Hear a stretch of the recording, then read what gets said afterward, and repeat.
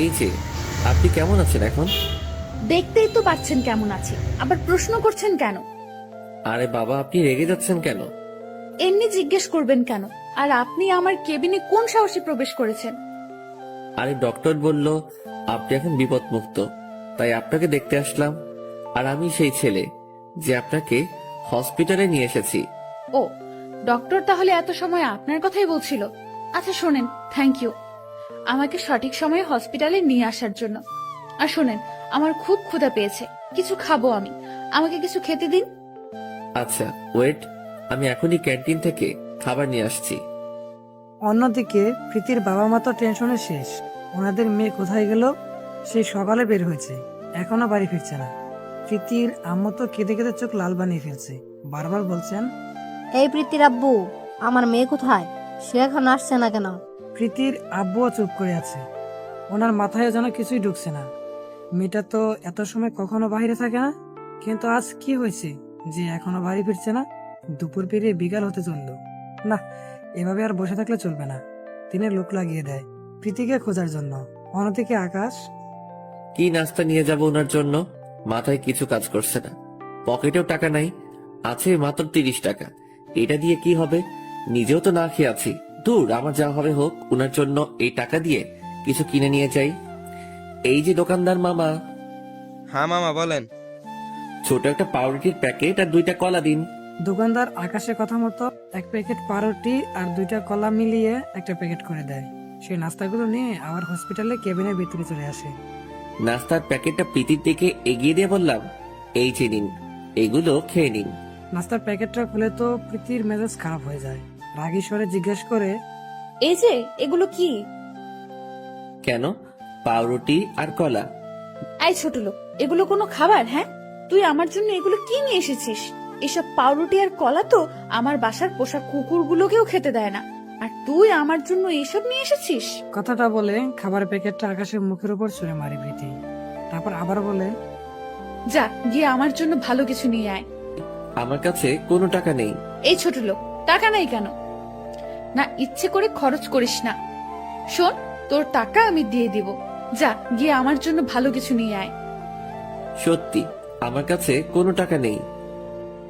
এই কুকুরের বাচ্চা, তোর কত বড় সাহস, তুই আমার মুখের উপরে কথা বলিস?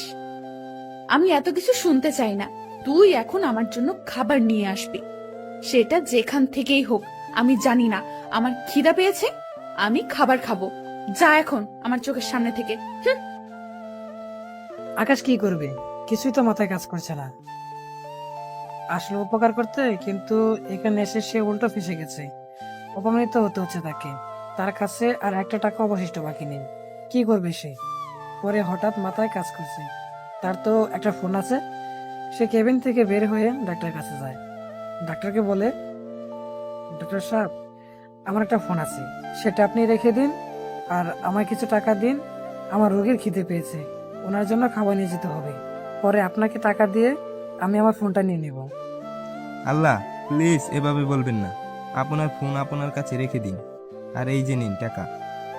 1000 টাকার নোট ধরিয়ে দিয়ে এটা দিয়ে ওনাকে ভালো কিছু কিনে খাওয়ান।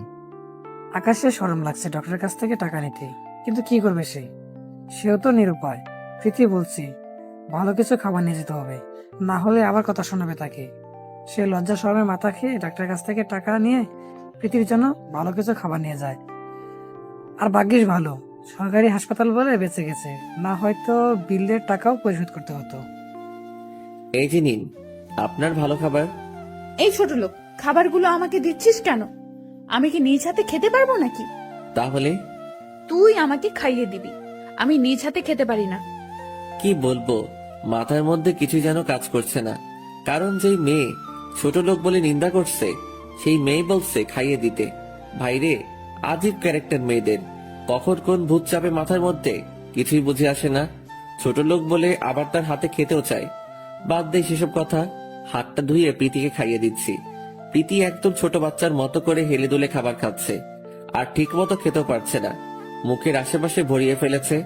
ওর এই অবস্থা দেখে হাসবো না কাঁদবো বুঝতে পারছি না। আল্লাহ, একদম বাচ্চা মেয়ের মতো মন মানসিকতা ওনার মধ্যে।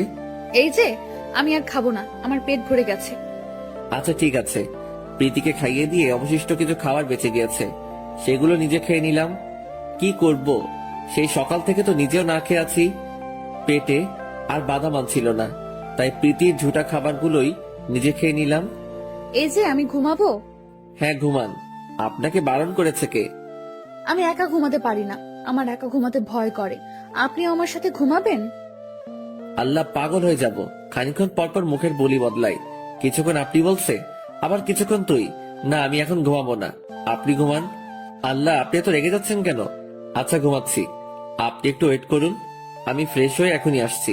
আচ্ছা যা, কিন্তু তাড়াতাড়ি আসবি, আমার একা থাকতে ভয় করে। আচ্ছা ঠিক আছে। তারপর ফ্রেশ হতে চলে গেলাম। ওয়াশরুমে গিয়ে ভাবছি এ কার পাল্লায় পড়লাম আমি। তবে একটা জিনিস ফিল করেছি, ওনাকে দেখলে মনের মধ্যে কেমন যেন একটা অনুভূতি কাজ করে। মনে হয় ওনার রূপের ঝলক আমার কলিজাকে পুরো ছিন্ন বিচ্ছিন্ন করে ফেলছে। এক দেখাতেই মনের মধ্যে জায়গা করে ফেলেছে। কিন্তু আফসোস, আমার মনের কথাগুলো মনেই থেকে যাবে। এসব ভাবতে ভাবতে ফ্রেশ হয়ে নিলাম। তারপর ক্যাবিনে গিয়ে দেখি প্রীতি অপেক্ষায় বসে আছে। আমি যাওয়ার সাথে সাথে তাকে টান দিয়ে ওরা একদম কাছে নিয়ে গেল। আমি তো অবাক, কি করছে কি প্রীতি? পাগল টাগল হয়ে গেল নাকি আবার? এমনিতে তো ঝটকা খেলাম, এরপর প্রীতি যা করলো তাতে তো আরো বড় শখ খেলাম। প্রীতি একদম ঝাপটে ধরে আমার বুকে মুখ গুজে দিয়ে শুয়ে পড়েছে। কি বলবে ভেবে পাচ্ছে না, চোখগুলো জাস্ট বড় বড় হয়ে আছে, কিন্তু অবশ্য ভালো লাগছে। প্রীতির কর্মকাণ্ড দেখে মনে বেফাস একটা স্বপ্ন জেগে বসেছে।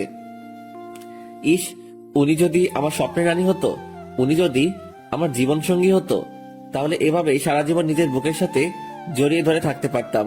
আনমনে বলছি কথাগুলো। তারপর প্রীতিকে উদ্দেশ্য করে বললাম, আচ্ছা আপনাকে একটা কথা বলি, হ্যাঁ বলেন। আমিও কি আপনাকে জড়িয়ে ধরবো? প্রীতিকে কে বোঝাবে যে আকাশের মাথায় অলরেডি শয়তান চেপে আছে, জেগে জেগে ওকে বউ বানানোর স্বপ্ন দেখছে। তারপর প্রীতিকে জড়িয়ে ধরে আকাশ। প্রীতি চুপচাপ একদম ছোট বাচ্চাদের মতো গুটিসুটি মেরে আকাশের বুকের মধ্যে মাথা গুঁজে দিয়ে ঘুমিয়ে পড়ল। অন্যদিকে প্রীতির বাবা মা তো পাগল পাগল হয়ে গেছে।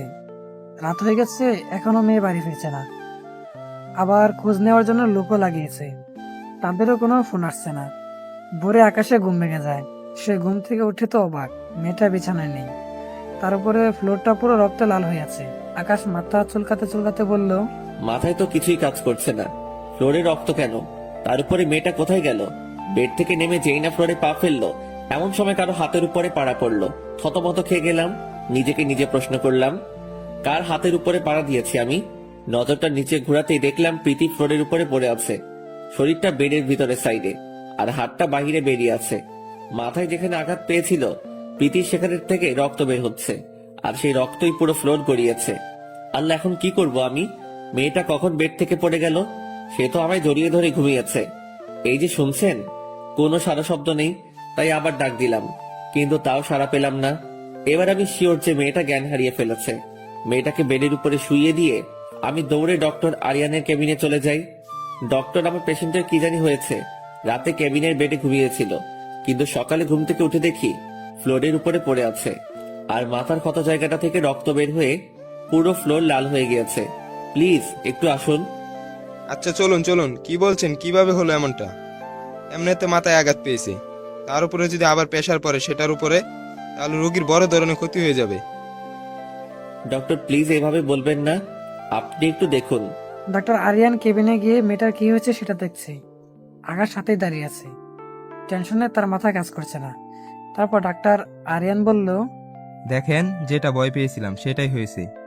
উনি মাথায় আবার আঘাত পেয়েছে, তার উপরে ক্ষতটা থেকে প্রচুর ব্লিডিং হয়েছে। এখন ওনার রক্তের প্রয়োজন, না হলে রোগী রক্ত শূন্যতায় মারাও যেতে পারে। ডাক্তার আরিয়ানের কথা শুনে থ হয়ে গেল আকাশ। ডাক্তার আবার বলল, আমি রক্তের গ্রুপ চেক করে আপনাকে জানাচ্ছি, আপনি রক্তের ব্যবস্থা করুন। কথাটা বলে ডক্টর আরিয়ান কেবিন থেকে বের হয়ে যায়, আর আমি সেখানে থ হয়ে দাঁড়িয়ে থাকি। একটু পর একজন নার্স এসে ব্লাড স্যাম্পল বলে যায়, এ পজিটিভ রক্ত লাগবে, 3 ব্যাগ রক্ত লাগবে। এত রক্ত কোথা থেকে ম্যানেজ করব আমি? তখনই আমার মাথায় আসে আমার রক্তের গ্রুপ ও সেম। সিদ্ধান্ত নেই যে রক্ত দেব, যেই বাবা সেই কাজ। ডক্টরের কাছে গিয়ে বললাম, আমার রক্তের গ্রুপ সেম, আমি রক্ত দিব। আপনি দিবেন বুঝলাম না, কিন্তু 3 ব্যাগ রক্ত আপনি একা কিভাবে দিবেন? আরেকজন দরকার পড়বে। প্লিজ ডক্টর, সমস্যা নেই, আমি একাই দিব 3 ব্যাগ রক্ত। আপনি কি সিরিয়াস? হ্যাঁ ডক্টর, আমি সিরিয়াস। আমার যা হবে সেটা পরে দেখা যাবে। 3 ব্যাগ না শুধু, আপনার যত রক্তের দরকার হয় আমার শরীর থেকে নিন। ওকে, আপনি আমার সাথে আসুন। 3 ব্যাগ রক্ত একাই দিল আকাশ। মাথাটা জিমজিম করছে তার। ডক্টর আরিয়ান তাকে বলছে কিছু সময় একটা জায়গায় বসে রেস্ট করতে, কিন্তু তার মন অস্থির হয়ে আছে। প্রীতি কখন জ্ঞান ফিরবে? অচেনা একটা মানুষ, তার মনটা প্রীতিকে নিয়ে বারবার মাখামাখি করছে, তাই স্থির থাকতে পারলো না। তাই কেবিনে ডক্টর আরিয়ানের সাথে চলে গেল সে নিজেই। ডক্টর আরিয়ান মেয়েটাকে চেক আপ করছে। তিনি বললেন, আচ্ছা শুনুন, একদম টেনশন করবেন না, ইনশাআল্লাহ সুস্থ হয়ে যাবে। আমি ঘুমের ইঞ্জেকশন দিয়ে দিয়েছি, ঘন্টা 5-এর মধ্যে জ্ঞান ফিরে আসবে। ডক্টর আরিয়ানের কথা শোনার আর সময় পায়নি আকাশ। তার আগেই মাথা ঘুরে দপাস করে ফ্লোরে পড়ে গেল।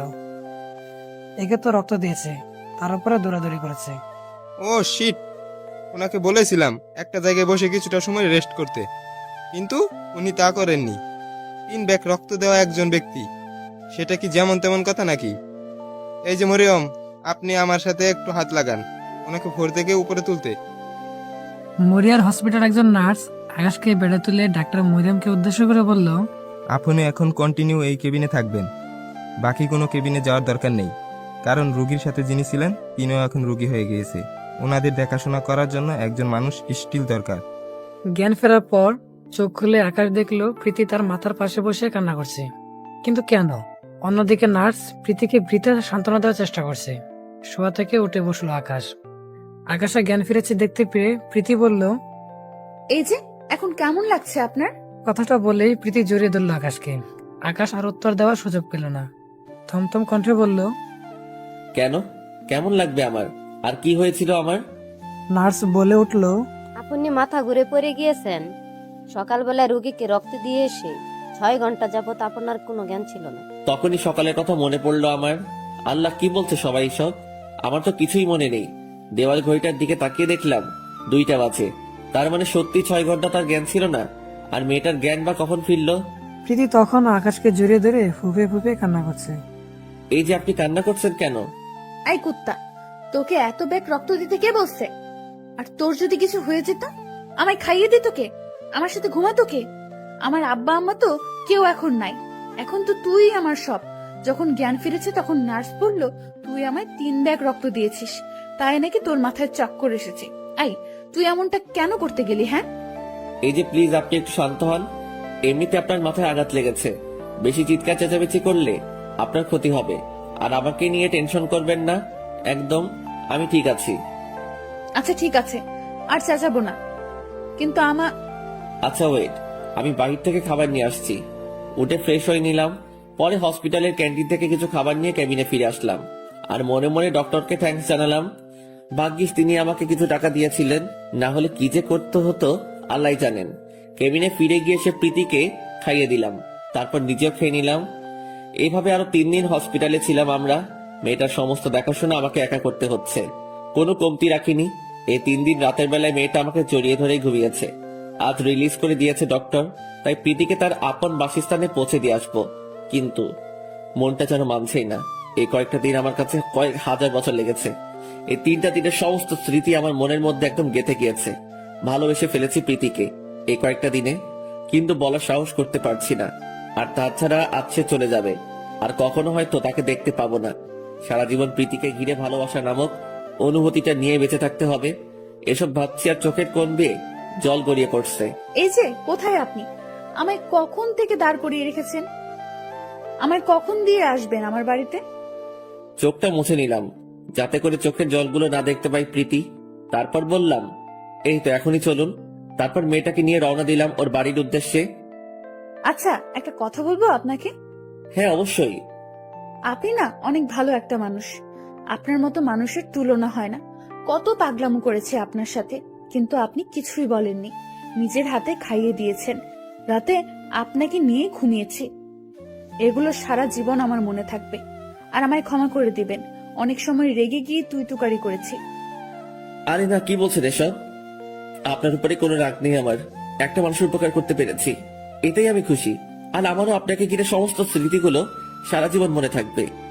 মেয়েটা আকাশের কথা শুনে তার মুখের দিকে তাকিয়ে আছে। তা দেখে আকাশ আনমনে বলল, ধুর, বেফা সেটা কি বলে ফেললাম। আচ্ছা, আপনার নামটাই তো জানা হলো না। আমার নাম প্রীতি, আপনার? আমার নাম আকাশ। দুজনে কথা বলতে বলতে গন্তব্যে চলে আসে। ভিতর থেকে বারবার কলিজাটা খালি মোচড় দিচ্ছে আকাশের। আর হয়তো মেয়েটাকে দেখতে পাবে না। গাড়ির আওয়াজ শুনতে পেয়ে অনেকগুলো মানুষ বাসার ভিতর থেকে বেরিয়ে আসলো। প্রীতিকে দেখতে পেয়ে সবাই তো মহা খুশি। একজন এসে প্রীতিকে জড়িয়ে ধরে বলল, মা আমার, কোথায় চলে গিয়েছিলি আমাদের ছেড়ে তুই? এই ছেলেটাকে আর তোর মাথায় ব্যান্ডেজ কেন? আমি বুঝতে পেরেছি, এই ছেলেটা হয়তো এতদিন তোকে জিম্মি করে রেখেছে। দাঁড়া, ওর ব্যবস্থা করছি। এই, তোরা দাঁড়িয়ে কি দেখছিস? বেটাটাকে মেরে আদমারা করে রাস্তায় ফেলে রেখে আয়। আর প্রীতির আম্মু, তুমি মেয়েকে নিয়ে ঘরে যাও। আবু প্লিজ, তুমি ভুল বুঝছো, ও তেমন কিছুই করেনি। এই, তুই আমাকে শিখাতে আসিস না। আমি জানি এই ছেলেটা তোর সাথে কিছু করেছে। লোকগুলো আকাশকে উড়াধরা মারতে আরম্ভ করে। আকাশকে মারতে মারতে মাটিতে ফেলে দিয়েছে। মুখ দিয়ে অনবরত রক্ত বের হতে শুরু করেছে। বারবার ওদের কাছে মিনতি করে বলছি, প্লিজ, আমি এমন কিছু করিনি। আপনারা আমায় মেরেন না। কিন্তু কে শোনে কার কথা? ওরা মারতে মারতে আমার পুরো শরীর ফাটিয়ে ফেলে। শরীরের বিভিন্ন অঙ্গ থেকে ফেটে ফেটে রক্ত বের হচ্ছে। তখন আমি চেঁচিয়ে বললাম, উপকারীর ঘাড়ে লাথি, এটাই তার প্রমাণ। বলে জ্ঞান হারিয়ে ফেললো আকাশ। কে শোনে কার কথা? ওরা মারতে মারতে আমার পুরো শরীর ফাটিয়ে ফেলে।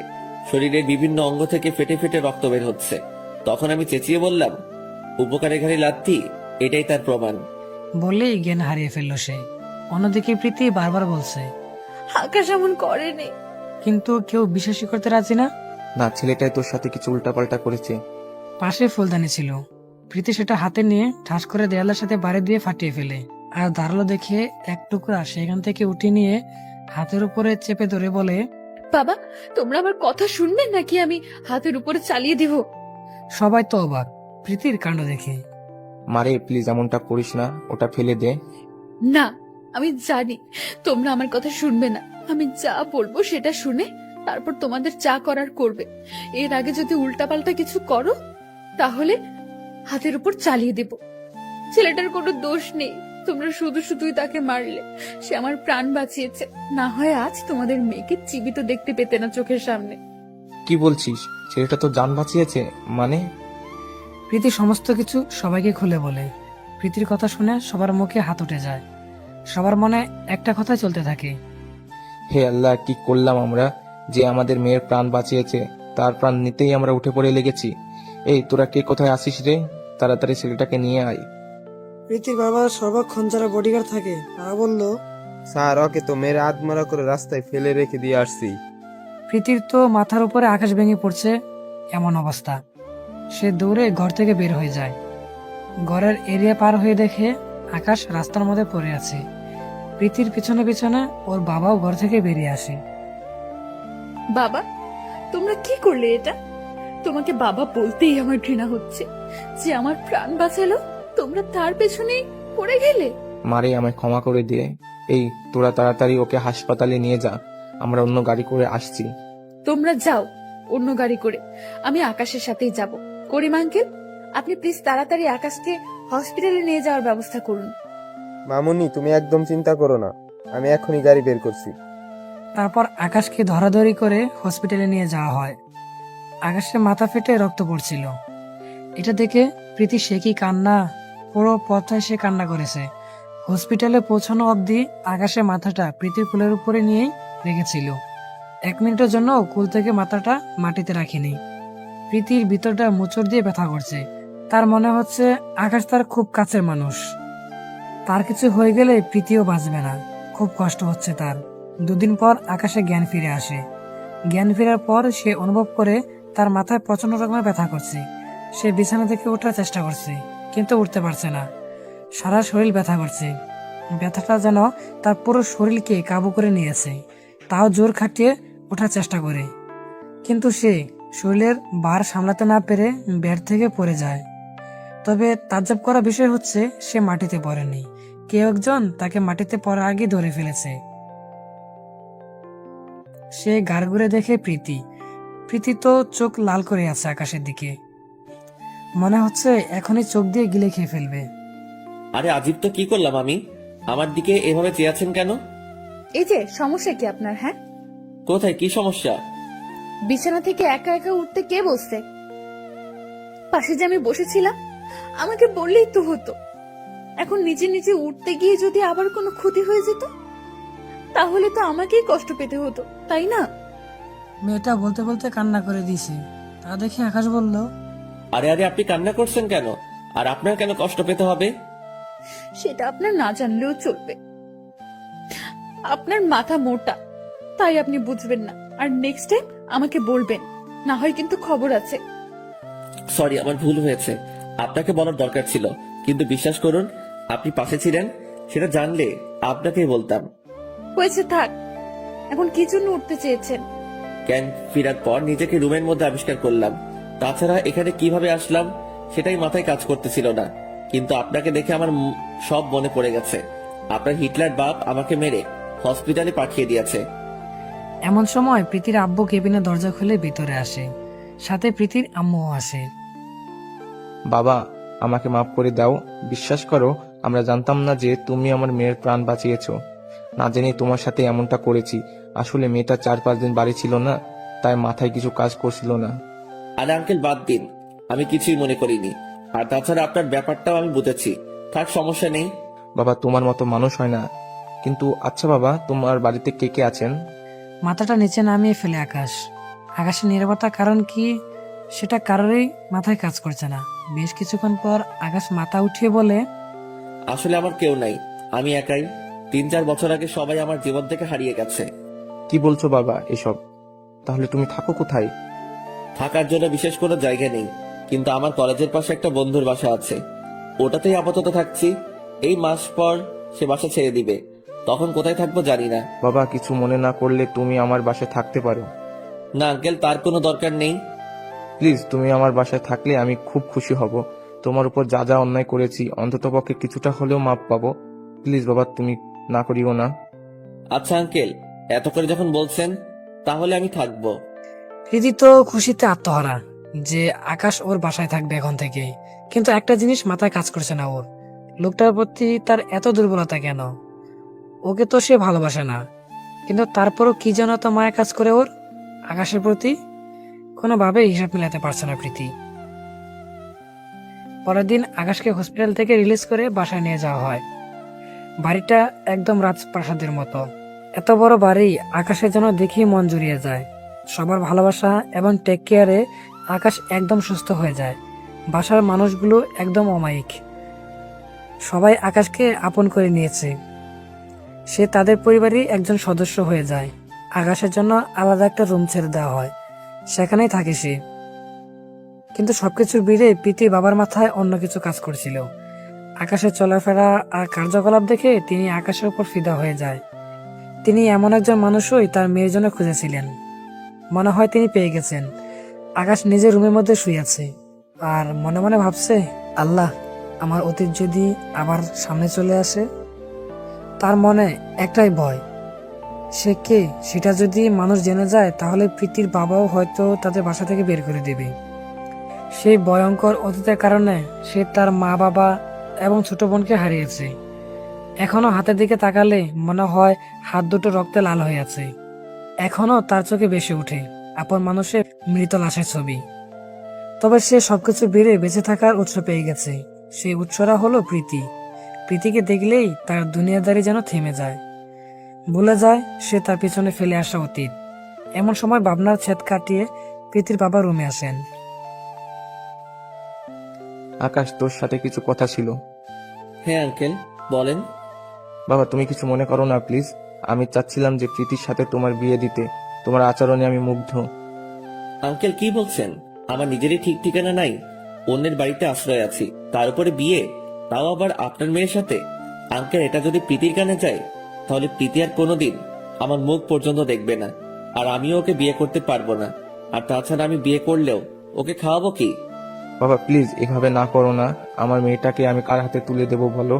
ভরসাযোগ্য একটা ছেলেও চোখের সামনে দেখছি না তুমি ছাড়া। তোমার কাছে মিনতি করছি, তুমি প্রীতিকে বিয়ে করে নাও। আর তোমাকে ওকে খাওয়ানোর চিন্তা করতে হবে না। আঙ্কেল প্লিজ এভাবে বলবেন না। আচ্ছা, আমি প্রীতিকে বিয়ে করব, কিন্তু প্রীতি যদি অমত করে? বাবা, সেটা তুমি আমার উপর ছেড়ে দাও, আর তুমি বিয়ের জন্য তৈরি হও। তারপর তিনি চলে যায়। রুম থেকে। প্রীতির আব্বুর সমস্ত কথা যেন মাথার উপর দিয়ে গেল।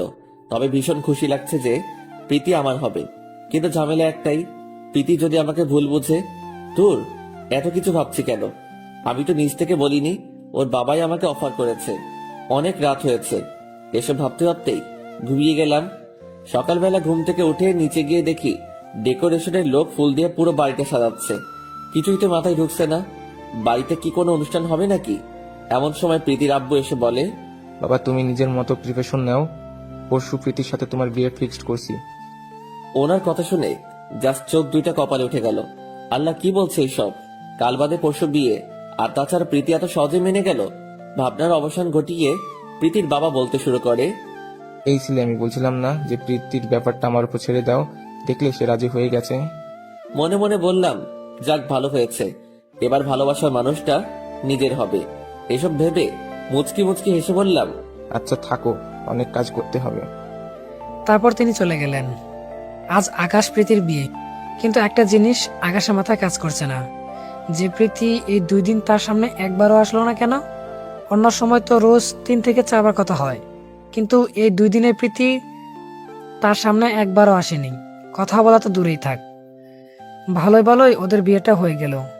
বাসর ঘরের সামনে দাঁড়িয়ে আছে আকাশ।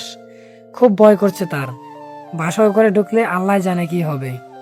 তবে একটা জিনিসে সে খুব খুশি, কারণ তার ভালোবাসা মানুষটিকে সে নিজের করে পেয়েছে। আর বাসর ঘরে যে বসে আছে সে তার মনের মানুষ। মনের ভয়কে জয় করে বাসর ঘরের দরজা ঠেলে ভিতরে ঢুকলো আকাশ। ভিতরে ঢুকে দেখে প্রীতি বড় একটা ঘোমটা দিয়ে বসে আছে। আওয়াজ করে সামনের দিকে এগিয়ে গেল আকাশ, কারণ মেয়েরা নাকি তার বরকে পা ধরে সালাম করে বাসর ঘরে। কিন্তু প্রীতি এমন কিছুই করলো না। যাক, আকাশও এসবে লাইক করে না, পা ধরে সালাম টালাম করা আর কি। আস্তে আস্তে খাটের উপরে গিয়ে বসলো সে। প্রীতির কোনো সারা শব্দ নেই, কেমন যেন একটা আনইজি লাগছে আকাশের। তার উপরে মেয়েটাও কথা বলছে না। নীরবতা ভেঙে নিজেই বলল, প্রীতি ঘোমটাটা সরাও। তারপর রেসপন্স নাই, তাই নিজের হাত দিয়েই ওর মুখ থেকে ঘোমটাটা সরিয়ে দিল। ঘোমটাটা সরিয়ে যা দেখলো তাতে তো ওর চোখ কপালে উঠে গেছে। প্রীতির চোখগুলো আগুনের মতো লাল বর্ণ ধারণ করে আছে। প্রীতিকে দেখে আর বুঝতে বাকি রইল না যে মেয়েটা অনেক কেঁদেছে। কিন্তু কেন, সেটা দেখে আমি বললাম, এই প্রীতি কি হয়েছে তোমার? তোমার চোখ মুখ এমন ফোলা দেখাচ্ছে কেন? নিশ্চয়ই তুমি কেঁদেছ, দেখি কি হয়েছে আমাকে বলো। প্রীতি ঠাস করে একটা থাপ্পড় বসিয়ে দেয় আকাশের গালে। আই ছোট লোকের বাচ্চা, তুই কোন সাহসে আমার গায়ে স্পর্শ করেছিস? তোকে সাহস কে দিয়েছে? আকাশ তাজ্জব হয়ে গেল প্রীতির আচরণ দেখে। কি এমন করলাম যে সে আমায় থাপ্পড় মারলো? চুপ করে আছি, মুখ দিয়ে কোনো কথা বের হচ্ছে না। প্রীতির কাছ থেকে এমনটা কখনো আশা করিনি। কি রে ছোট লোক, কথা বলছিস না কেন? গায়ে হাত দিয়েছিস কোন সাহসে? গায়ে হাত দিতে আবার সাহস লাগবে নাকি? তুমি তো আজ থেকে আমার বউ, অন্য কোনো অবলা নারী না। এ ছোট লোক, তোর তো দেখছি মুখ ফুটে গেছে। কার বউ? কিসের বউ? তোর মতো ছোট লোকের বউ হব আমি? আমাকে কি কুকুরে কামড়েছে নাকি? বাবা আমায় কসম দিয়েছে তোকে বিয়ে করতে, তাই বাবার কসমের জন্য তোকে বিয়ে করেছি। তোর মতো ছোট লোককে আমি কখনোই বর মানবো না। প্রীতি, আমি জানি না তুমি যে তোমার বাবার কসমের জন্য আমি বিয়ে করেছো, কিন্তু এটা তো সত্যি তাই না যে তোমার আমার বিয়ে হয়েছে? আমরা দুজন এখন স্বামী স্ত্রী। প্রীতি আরো 2টা থাপ্পড় লাগিয়ে দেয় আকাশের গালে। তোর সাহস তো কম না? তোকে একবার বলছি না এই বিয়ে আমি মানি না, আর তোকে বর হিসেবে মেনে নেওয়ার তো প্রশ্নই আসে না। তারপরও কিসের স্বামী স্ত্রী রে? তার উপরে আবার তুমি করে বলছিস, সাহস তো অনেক বেড়ে গেছে। প্রীতি, তুমি এমন কেন করছো? তো কেমন করব? তুই কি মনে করেছিস তোর মতো ছ্যাচটাকে আমি মেনে নেব? আর তোকে তো এখন আমার লোভী মনে হচ্ছে। বাবা বলেছে আমায় বিয়ে করতে, অমনি তুইও রাজি হয়ে গেলি লেজ গুটিয়ে বিয়ে করার জন্য। তোর মতো ছোট লোকদের আসলেই করুণা করতে নেই, না হয় আজ এই দিন দেখতে হতো না। আমার চোখের সামনে থেকে দূর হ, ছোট লোক তুই। মন খারাপ করে বাসর ঘর ছেড়ে বারান্দায় চলে এলাম। কি করব, কপালে বই নিয়ে এসেছি অপমান আর লাঞ্ছনা। মানুষের কত স্বপ্ন থাকে বাসর ঘর নিয়ে।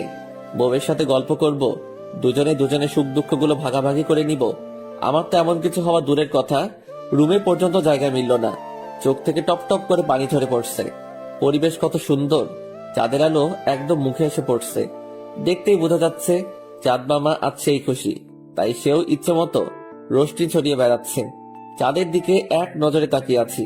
তখনই মনের মধ্যে কোনো এক অজানা অনুভূতি কাজ করছিল। প্রীতি যদি আমায় মেনে নিত, তাহলে এখন দুজন মিলে জ্যোৎস্না বিলাস করতে পারতাম। ঠিক তখনই চাঁদটা মেঘের গায়ে ঢেকে গেল। আর মনে বললাম, বাহ চাঁদ মামা, তুমিও আমার থেকে মুখ ফিরিয়ে নিলে। মনটা আরো খারাপ হয়ে গেল। ঠিক সেই সময় কেউ একজন পিছন থেকে পাঞ্জাবির কলার ধরে হ্যাঁচকা টান দিল। পিছনে ফিরেই তো অবাক। এই কুত্তা, তোর কত বড় সাহস! তুই আমাকে একা একা রুমে রেখে ওখানে দাঁড়িয়ে আছিস? তুমিই তো বললে তোমার চোখের থেকে দূর হয়ে যেতে। হ্যাঁ বলেছি, কিন্তু তুই জানিস না যে আমার একা একা থাকতে ভয় লাগে। এটা বলে প্রীতি কলার ধরে টানতে টানতে রুমের মধ্যে নিয়ে গেল আমাকে। মনে মনে ভাবছি, কি করছে কি মেয়েটা, ও আমার কলার ধরে এভাবে টেনে নিয়ে যাচ্ছে কেন? তারপর প্রীতি আমাকে রুমের মধ্যে নিয়ে গিয়ে ধাক্কা দিয়ে খাটের উপরে ফেলে দেয়, আর সেও তার গায়ের উপরে ঝাঁপিয়ে পড়ে। একদম আমার বুকের মধ্যখানে মাথা রেখে শক্ত করে জড়িয়ে ধরে। ওর এমন কর্মকাণ্ড দেখে তো চোখগুলো কপালে উঠে গেছে আমার। যেই মেয়ে তাকে স্বামী হিসেবেই মানে না, সে আবার তাকে এভাবে জড়িয়ে ধরে আছে কেন? এই কি করছেন আপনি? কেন, কি করছি চোখে দেখিস না? হ্যাঁ, কিন্তু হঠাৎ এভাবে জড়িয়ে ধরলেন। আমার অনেক ঘুম পেয়েছে, আর তুই তো জানিস যে আমার একা একা ঘুমাতে ভয় করে। তা বুঝলাম, আমার পাশে রাখলেই তো পারতেন, কিন্তু এভাবে জড়িয়ে ধরলেন। এই, তুই এত পক পক কেন করছিস রে? জড়িয়ে ধরেছি দেখি কি তোর জাত গেছে নাকি? আমার কারণে আমি তোকে জড়িয়ে ধরেছি। তুই তো ছোট লোক, আর তোর মন মানসিকতা আর কতই ভালো হবে। রাতের বেলায় এসে আমার সাথে উল্টাপাল্টা কখন কি করে বসবি তার কোনো ঠিক ঠিকানা নাই। তাই এক কাজে দুই কাজ ছেড়ে ফেললাম। তোকে সারা রাত এভাবে জড়িয়ে ধরে ঘুমাবো, তাহলে তুই আর আমার সাথে খারাপ কিছু করতে পারবি না। বিশ্বাস করেন রাসেল ভাই, প্রীতির কথা শুনে মনে হচ্ছিল এখনই মাটি ফেটে ভিতরে ঢুকে যাই। এটা কি মেয়ে নাকি অন্য কিছু আল্লাহ জানে। একদম পুরো তার ছিঁড়া। আমাকে শক্ত করে জড়িয়ে ধরেছে খালি এই জন্য আমি যাতে তার সাথে খারাপ কিছু করতে না পারি। কতটা বুদ্ধিমান হলে মানুষ এমনটা বলতে পারে। তবে সবকিছুর ভিড়ে মেয়েটার একটা জিনিস আমার খুবই পছন্দ, ওর বাচ্চামি স্বভাবগুলো। ওর বাচ্চা বাচ্চা কথাগুলো শুনলে ইচ্ছে করে চুমু দিয়ে কপালটা লাল করে দেই। মেয়েটা বুকের মধ্যে মাথা রেখে কখন যে ঘুমিয়ে গেছে বলতেই পারি না। কি মায়াবী লাগছে চেহারাটা, একদম বুকের সাথে লেপ্টে লেগে আছে ওর ঠোঁট জোড়াগুলো। ওর ঘুমন্ত চেহারাটা দেখে ইচ্ছে করছে ওর কপালে কয়েকটা ভালোবাসার পরশ এঁকে দিতে। কিন্তু ওর যে মেজাজ, একবার যদি জানতে পারে আমি ঘুমন্ত অবস্থায় ওকে চুমু দিয়েছি, আমাকে জমের কাছে পাঠিয়ে দেবে। কিন্তু মন যে বাধা মানছে না। ওর ঘুমন্ত চেহারাটা বারবার আমাকে যে ওর কাছে টানছে। ধুর, এত ভেবে লাভ নেই, যা হবে পরে দেখা যাবে। আগে চুমু দিয়ে নেই। যেই ভাবা সেই কাজ। প্রীতির কপালে কয়েকটা চুমু। এই, তুই এখনো চুমু দিচ্ছিস না কেন? না কামড়ে দিব তোর বুকের মধ্যে? আমি ভয় পেয়ে বললাম, না না, দিচ্ছি, প্লিজ কামড়ে দিও না। প্রীতি আবার বলল, তাহলে ঠোঁটে চুমু খা আমার। আস্তে আস্তে প্রীতির ঠোঁটের দিকে অগ্রসর হতে থাকি। এক পর্যায়ে প্রীতির উষ্ণ ঠোঁট জোড়া নিজের দখলে করে নেই। আমার ভিতরে খুশিতে ফেটে যাচ্ছে। যাক, কামড় খেয়ে আমার রুহু তো যায় যায় অবস্থা। কামড় খেয়ে না পারছি চেঁচাতে, না পারছি চুপ করে থাকতে। ঠোঁট দিয়ে রক্ত বের হচ্ছে। শেষমেশ আর সহ্য করতে না পেরে আওয়াজ করে চেঁচিয়ে উঠলাম। আওয়াজ শুনে প্রীতি ঘুম থেকে উঠে যায়। প্রীতির ঘুম থেকে উঠে দেখে, আল্লাহ, এখন তো আমি শেষ। ডাইনির ঘুম তো ভেঙে গেছে। উঠলাম। আওয়াজ শুনে প্রীতি ঘুম থেকে উঠে যায়। প্রীতির ঘুম থেকে ওঠা দেখে, আল্লাহ, এখন তো আমি শেষ। ডাইনির ঘুম তো ভেঙে গেছে। প্রীতি রাগান্বিত লোক নিয়ে আকাশের দিকে তাকিয়ে আছে। আই, তুই কি করলি আমার সাথে? আর তোর ঠোঁট দিয়ে কেন রক্ত বের হচ্ছে? কই, কি করেছি? কিচ্ছু কইনি তো। মনে মনে বললাম, নিজে কামড়ে রক্ত বের করে দিয়েছে, এখন আবার জিজ্ঞেস করছে রক্ত কেন বের হচ্ছে। না, কিছু তো একটা হয়েছে। আর আমি ঘুমের ঘোরে নরম জাতীয় কিছু একটাতে কামড় দিয়েছি, তার উপরে তোর ঠোঁট কেটে রক্ত বের হচ্ছে। এবার আমার কাছে ক্লিয়ার কি হয়েছে। তুই আমার সাথে খারাপ কিছু করতে চেয়েছিলি। চুপ করে আছি। আল্লাহ, কি বলবো এখন? ধরা খেয়ে গেলাম। এবার তো আমার অবস্থা 12টা বাজিয়ে দিবে। কি রে, কথা বলছিস না কেন? তোর নীরবতাই আমাকে জানিয়ে দিচ্ছে তুই এমন ধারা কিছু করতে চেয়েছিলি। ছি, তুই এতটা খারাপ? তোর মতো মানুষের সাথে বাবা আমায় কি করে বিয়ে দিল?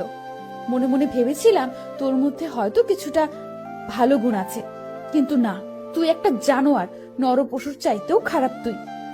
বলে থাপ্পড় বসিয়ে দিল। এমনিতে ঠোঁট কাটা, তার উপরে থাপ্পড় মেরেছে। রুহুটা যেন মনে হচ্ছে এখনই বের হয়ে যাবে। তবে সত্যিটাই তো বলেছে। আমি ওর গালে কিস করতে চেয়েছিলাম দাঁড়া, তোর ব্যবস্থা করছি। বলেই বুকের মধ্যে সজোরে একটা খামচি বসিয়ে দিল। আমার সাথে উল্টাপাল্টা করা, হ্যাঁ? এবার কেমন লাগে ছ্যাচটা ছোট লোক কোথাকার? বুকটা লাল হয়ে গেছে খামচির কারণে। চুপ করে মাথাটা নিচের দিকে নামিয়ে রেখেছি। আর কি বলবো, দোষটা তো আমার। এরপর আর যদি কখনো এমন উল্টাপাল্টা চিন্তা মাথায় আসে, তাহলে তোর চোখ দুইটা আমি টেনে বের করে নিয়ে আসব। মনে রাখিস কথাটা। আর এখন সর, ঘুমাবো আমি। এটা বলেই আবার জড়িয়ে ধরে বুকের মধ্যে মুখ গুজে দেয়। মেয়েটার এমন কর্মকাণ্ড দেখে কি বলবো ভেবে পাচ্ছি না। এখনই কথা শোনালো, এখনই আবার বুকের মধ্যে মুখ গুজে দিয়ে ঘুমাচ্ছে। কিন্তু একটা জিনিস ভেবে মনটা খারাপ হয়ে আছে। বারবার খালি ভুল বুঝে যাচ্ছে আমাকে। তবে সে তো আমার বউ, একটু না হয় চুমু খেতে চেয়েছি, তাই বলে এভাবে বুকের মধ্যে আঁচড় বসিয়ে দিবে? থাক, বাদ দিলাম। সবটাই আমার কপালে লেখা ছিল। এসব নিয়ে ভাবছি, তখনই প্রীতি বলে উঠল, এই, তোর বুকটা তো অনেক লাল হয়ে গেছে রে। বাহ, অনেক সুন্দর কথা। নখ দিয়ে আঁচড় দিয়ে বলছে লাল হয়ে গিয়েছে। কিছুই বললাম না, চুপ করে আছি। সরি রে, তোকে খুব কষ্ট দিয়ে ফেলেছি। আসলে আমার হুঁশ ঠিক ছিল না। আমার মাথায় কখন যে কোন ভূত চেপে বসে নিজেও বলতে পারি না। এই, তোর অনেক ব্যথা করছে তাই না? আরে না, ব্যথা করছে না। এই, তুই তো অনেক মিথ্যা কথা বলিস। আমি জানি তোর অনেক ব্যথা করছে, একদম আগুনের মতো লাল হয়ে আছে জায়গাটা, আর তুই বলছিস ব্যথা করছে না। বলে আর কি হবে, কষ্ট পেলে তো আমার হচ্ছে, তোমার তো কিছু না। আমারও হচ্ছে রে, যদিও তোকে মেনে নিতে পারিনি, তবুও তোকে এইভাবে কষ্ট দেওয়া আমার উচিত হয়নি। দাঁড়া, আমি আদর করে দিচ্ছি। বলে আকাশের ক্ষত জায়গাটাতে তার উৎস ঠোঁটের জোড়া দিয়ে অনেকগুলো চুমু দিয়ে বসে। মেয়েটার কর্মকাণ্ড দেখে আমি তো অবাক। এই এই এই, আপনার মাথা কি নষ্ট হয়ে গেছে? আপনি কি করছেন? আপনার হুঁশ ঠিক আছে তো? হ্যাঁ, আমার হুঁশ ঠিক আছে। আমার তো মনে হচ্ছে না। আপনি তো আমাকে স্বামী হিসেবে মানেনি না, তাহলে চুমু খেলেন যে? এই, তুই চুপ থাক একদম। তোর এত কিছু শুনতে হবে না। তুই কে সেটা আমি ভালো করেই জানি। বিয়ে যেহেতু হয়েছে, তাহলে তুই আমার স্বামী। আর চুপচাপ থাকো প্লিজ, আমি ঘুমাবো। আচ্ছা, ঘুমান। প্রীতি আমার বুকের মধ্যে মুখটা গুজে দিয়ে বাচ্চাদের মতন করে ঘুমিয়ে আছে। কিন্তু একটা জিনিস ভাবতেই মনটা খুশিতে লাফিয়ে উঠছে, যে মেয়েটা আমাকে না মানলেও সে এই বিয়েটাকে মেনে নিয়েছে। যাক, এইটুকুতেই খুশি আমি। আমার আর কিছু চাই না। এসব ভাবতে ভাবতে কখন যে ঘুমের রাজ্যে হারিয়ে গেছি নিজেও জানি না। সকালবেলা ঘুম ভাঙে কারোর ডাকে। মিটমিট করে চোখটা খুলে দেখি প্রীতি বিছানা ছেড়ে উঠতে বলছে। প্রীতি অনেকটা সময় হয়েছে ঘুম থেকে উঠেছে। সে প্রীতিকে দেখে বড় ধরনের একটা শখ খায়। প্রীতি নীল কালার একটা শাড়ি পরেছে, সাথে ম্যাচিং করে কাচের চুড়ি, আর চুলগুলো গাড়ের এক সাইডে মেলে রেখেছে, যার থেকে চুয়ে চুয়ে পানি পড়ছে। তার মানে মেয়েটা সকাল সকাল গোসল করেছে। এটা দেখেই কোনো এক নেশা রাজ্যে হারিয়ে যায়।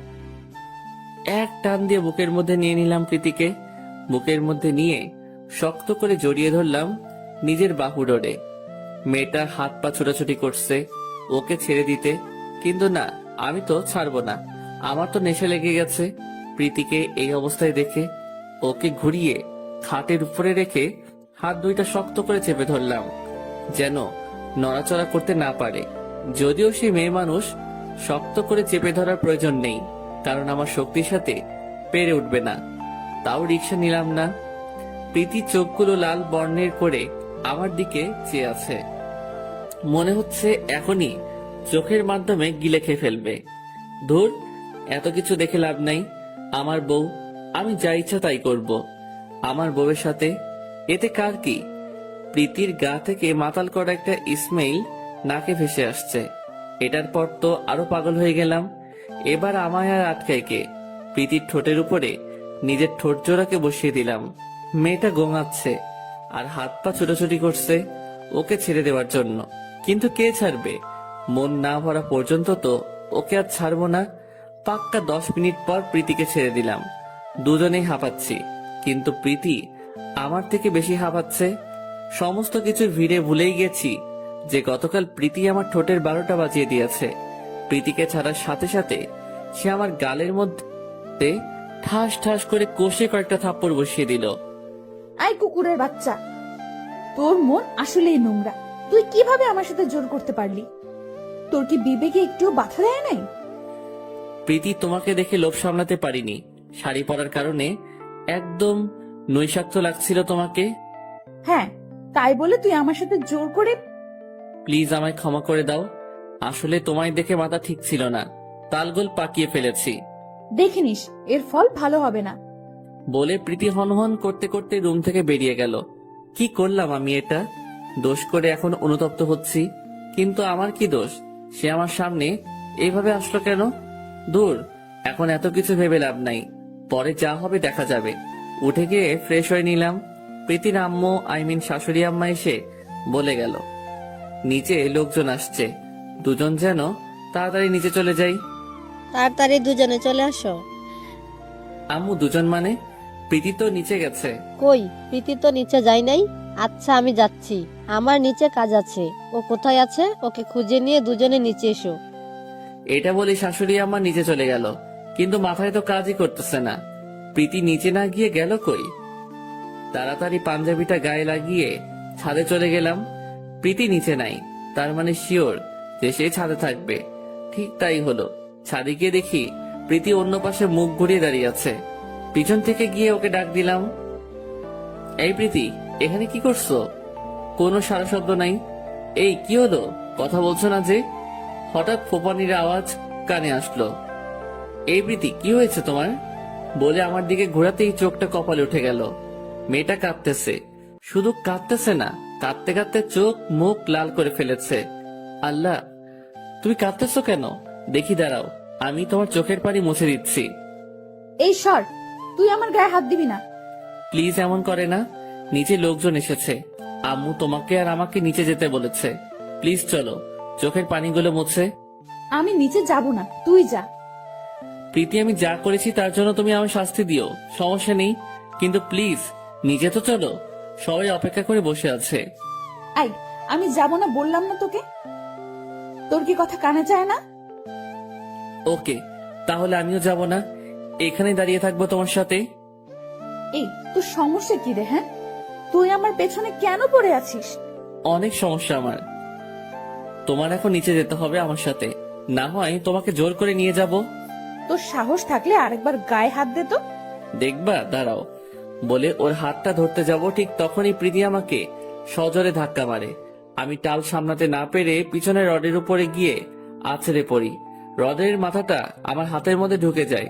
ভাগ্যিস পড়ে যাওয়ার আগে হাতটা সামনে এগিয়ে দিয়েছিলাম, না হলে বড় ধরনের ক্ষতি হয়ে যেত। একদম আমার পেটের একদিক দিয়ে ঢুকে অপর প্রান্ত দিয়ে বের হয়ে যেত। আমি বোকার মতো হা হয়ে তাকিয়ে আছি প্রীতির দিকে। প্রীতি কি করলো এটা?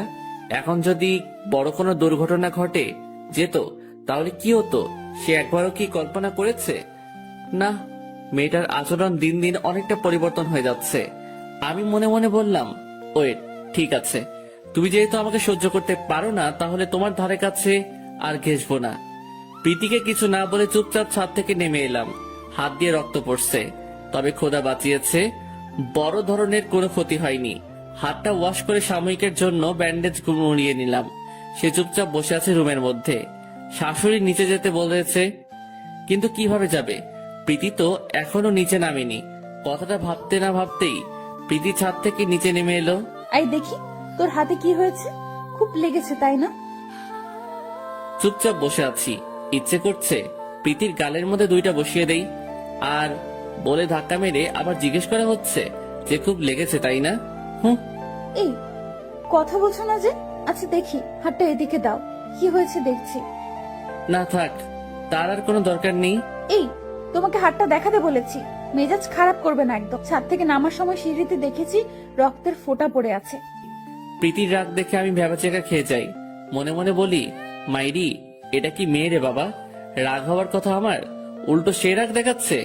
প্রীতি আমার হাতটা জোর করেই ওর কাছে নিয়ে গেল। এই, খুব লেগেছে তাই না?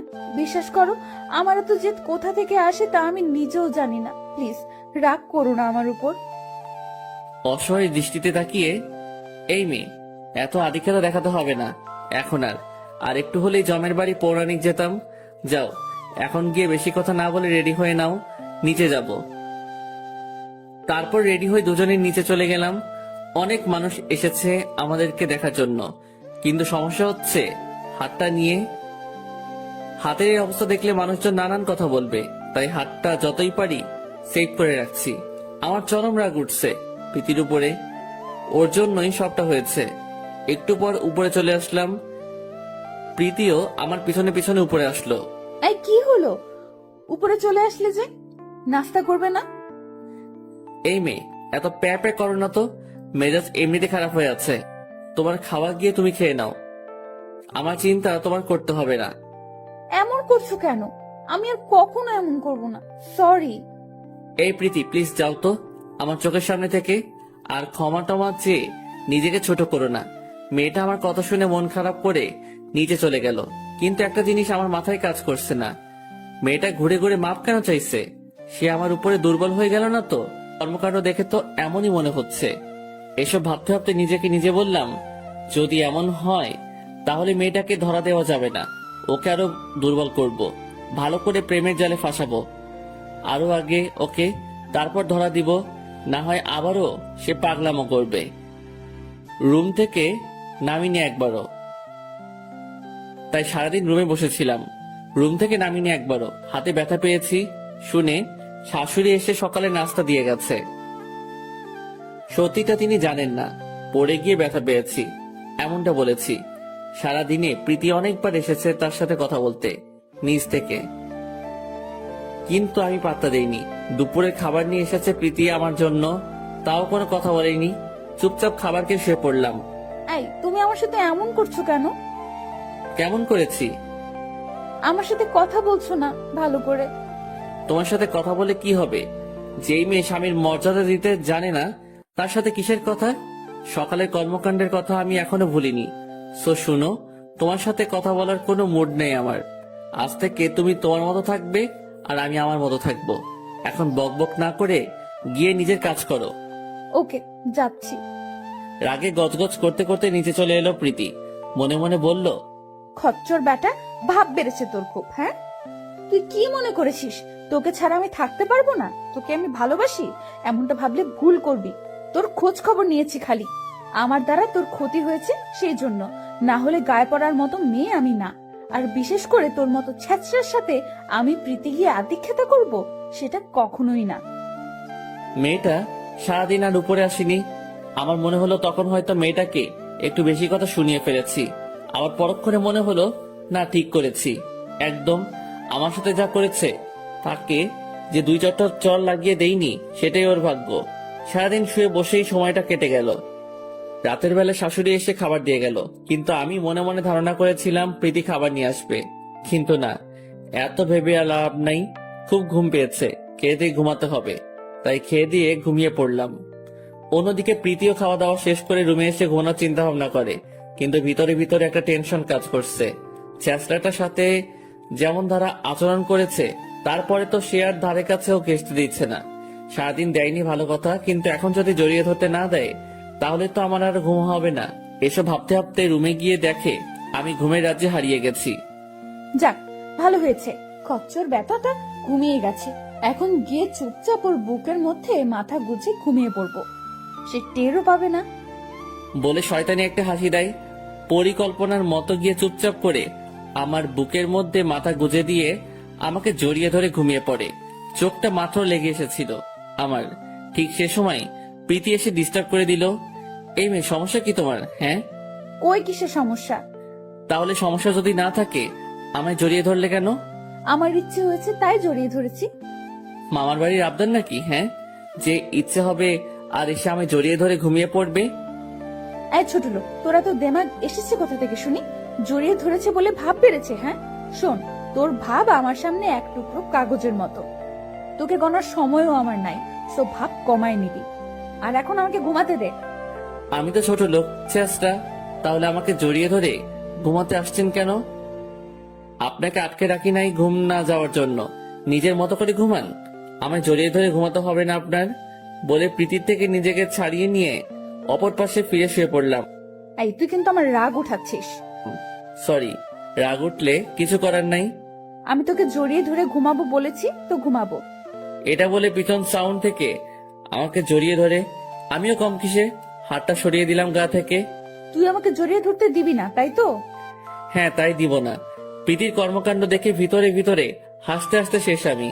রাগ তো মাথায় উঠে গেছে প্রীতির। প্রীতি আমার শার্টটা খামচে ধরে পিছন থেকে টান দিয়ে ছিঁড়ে ফেলে। এই তুমি কি করলে? এটা আমার শার্ট কেন ছিঁড়ে ফেললে? এটা তো কমই করেছি, ভালোই ভালোই বলছি।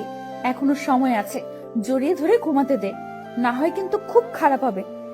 যা খারাপ হওয়ার হোক, তাও আমি জড়িয়ে ধরতে দিব না। আমাকে ছোট লোক চেষ্টা বলে অপমান করে, সে আবার আসছে আমায় জড়িয়ে ধরতে। দেখ, আমার ঘুম পাচ্ছে অনেক, আমি ঘুমাবো, আর তোকে জড়িয়ে ধরেই ঘুমাবো। বলে পিছন থেকে আবার আমাকে জড়িয়ে ধরে। আমিও বললাম, আমি তোমাকে জড়িয়ে ধরে ঘুমাতে দিব না, তোমার ঘুমাতে হলে অন্যভাবে ঘুমাও। এই কুত্তা কোথাকার, যা, তোকে জড়িয়ে ধরবো না। বলে রাগে ফোপাতে থাকে।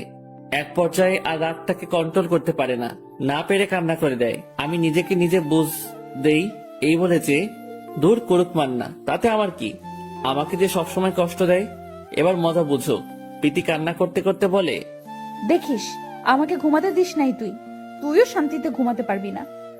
ওকে, সমস্যা নাই, দেখা যাবে, তাই ডোন্ট কেয়ার। এরপর আর কোনো সাল শব্দ নাই মেয়েটার।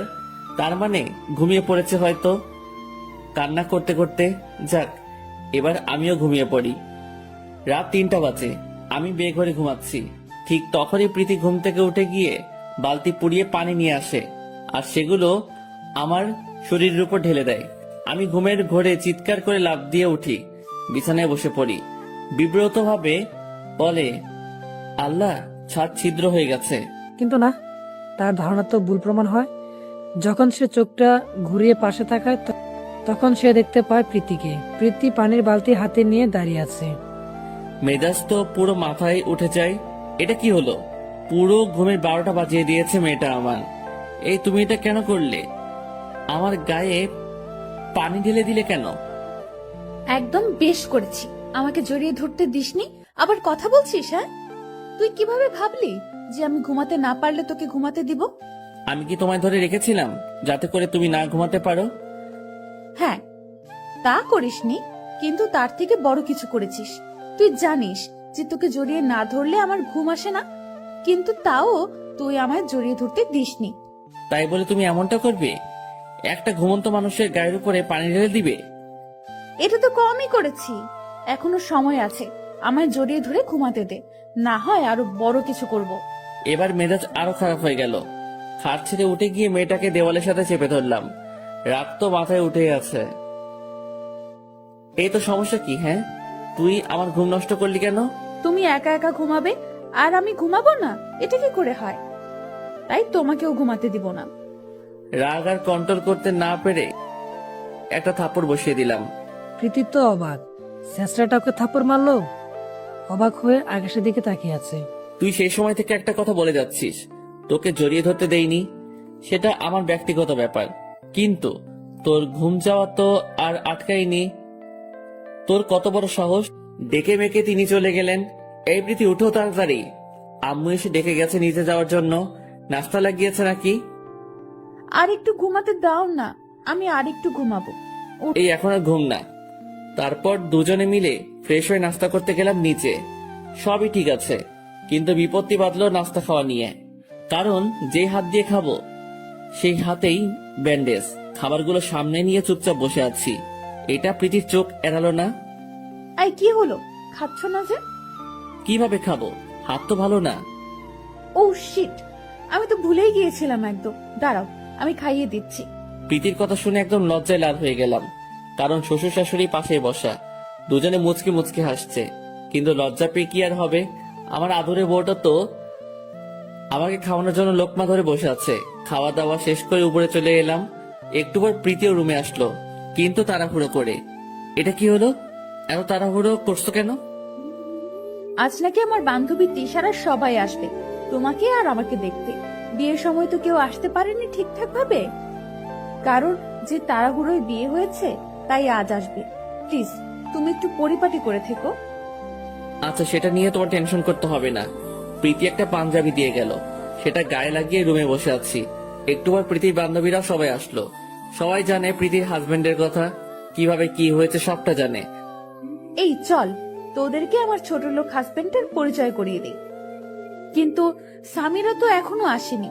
আচ্ছা সমস্যা নেই, সে আসলে না হয় তার সাথে আলাদাভাবে পরিচয় করিয়ে দেব। বান্ধবীদের নিয়ে নিজের রুমে আসলো আকাশের সাথে পরিচয় করে দিতে।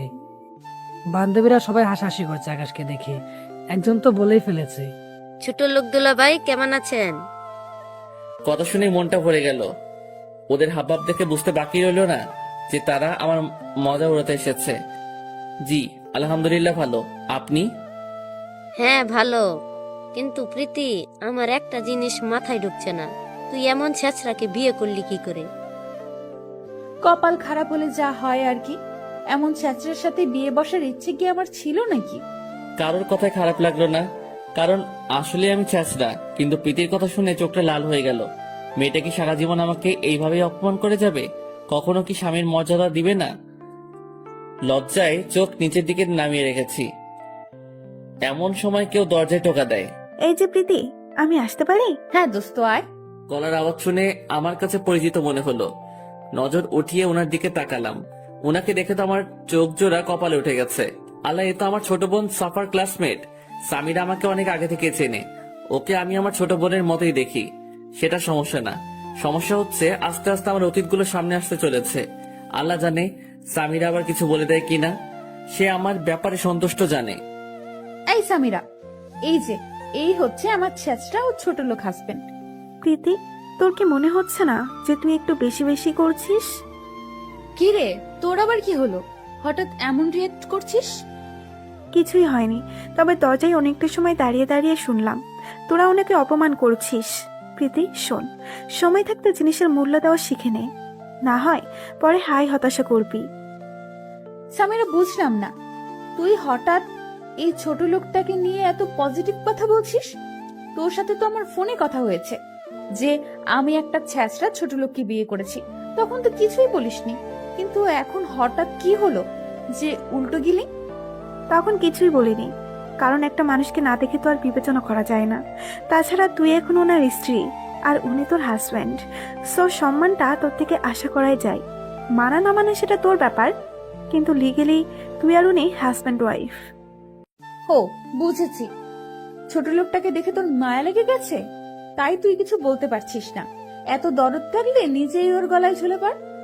প্রীতির কথা শুনে সে সহ বাকি বান্ধবীরাও সবাই হাসতে শুরু করে। শোন, সময়ের জায়গাটা উল্টো ঘুরবে। এখন হয়তো আমার কথাগুলো মজাই উড়াচ্ছিস, এমন একটা সময় আসবে যখন চার হাত পা একসাথে গুটিয়ে কান্না করলেও সময়টা আর ফিরে পাবি না। আর কি বললি, ওনাকে ছোট লোক?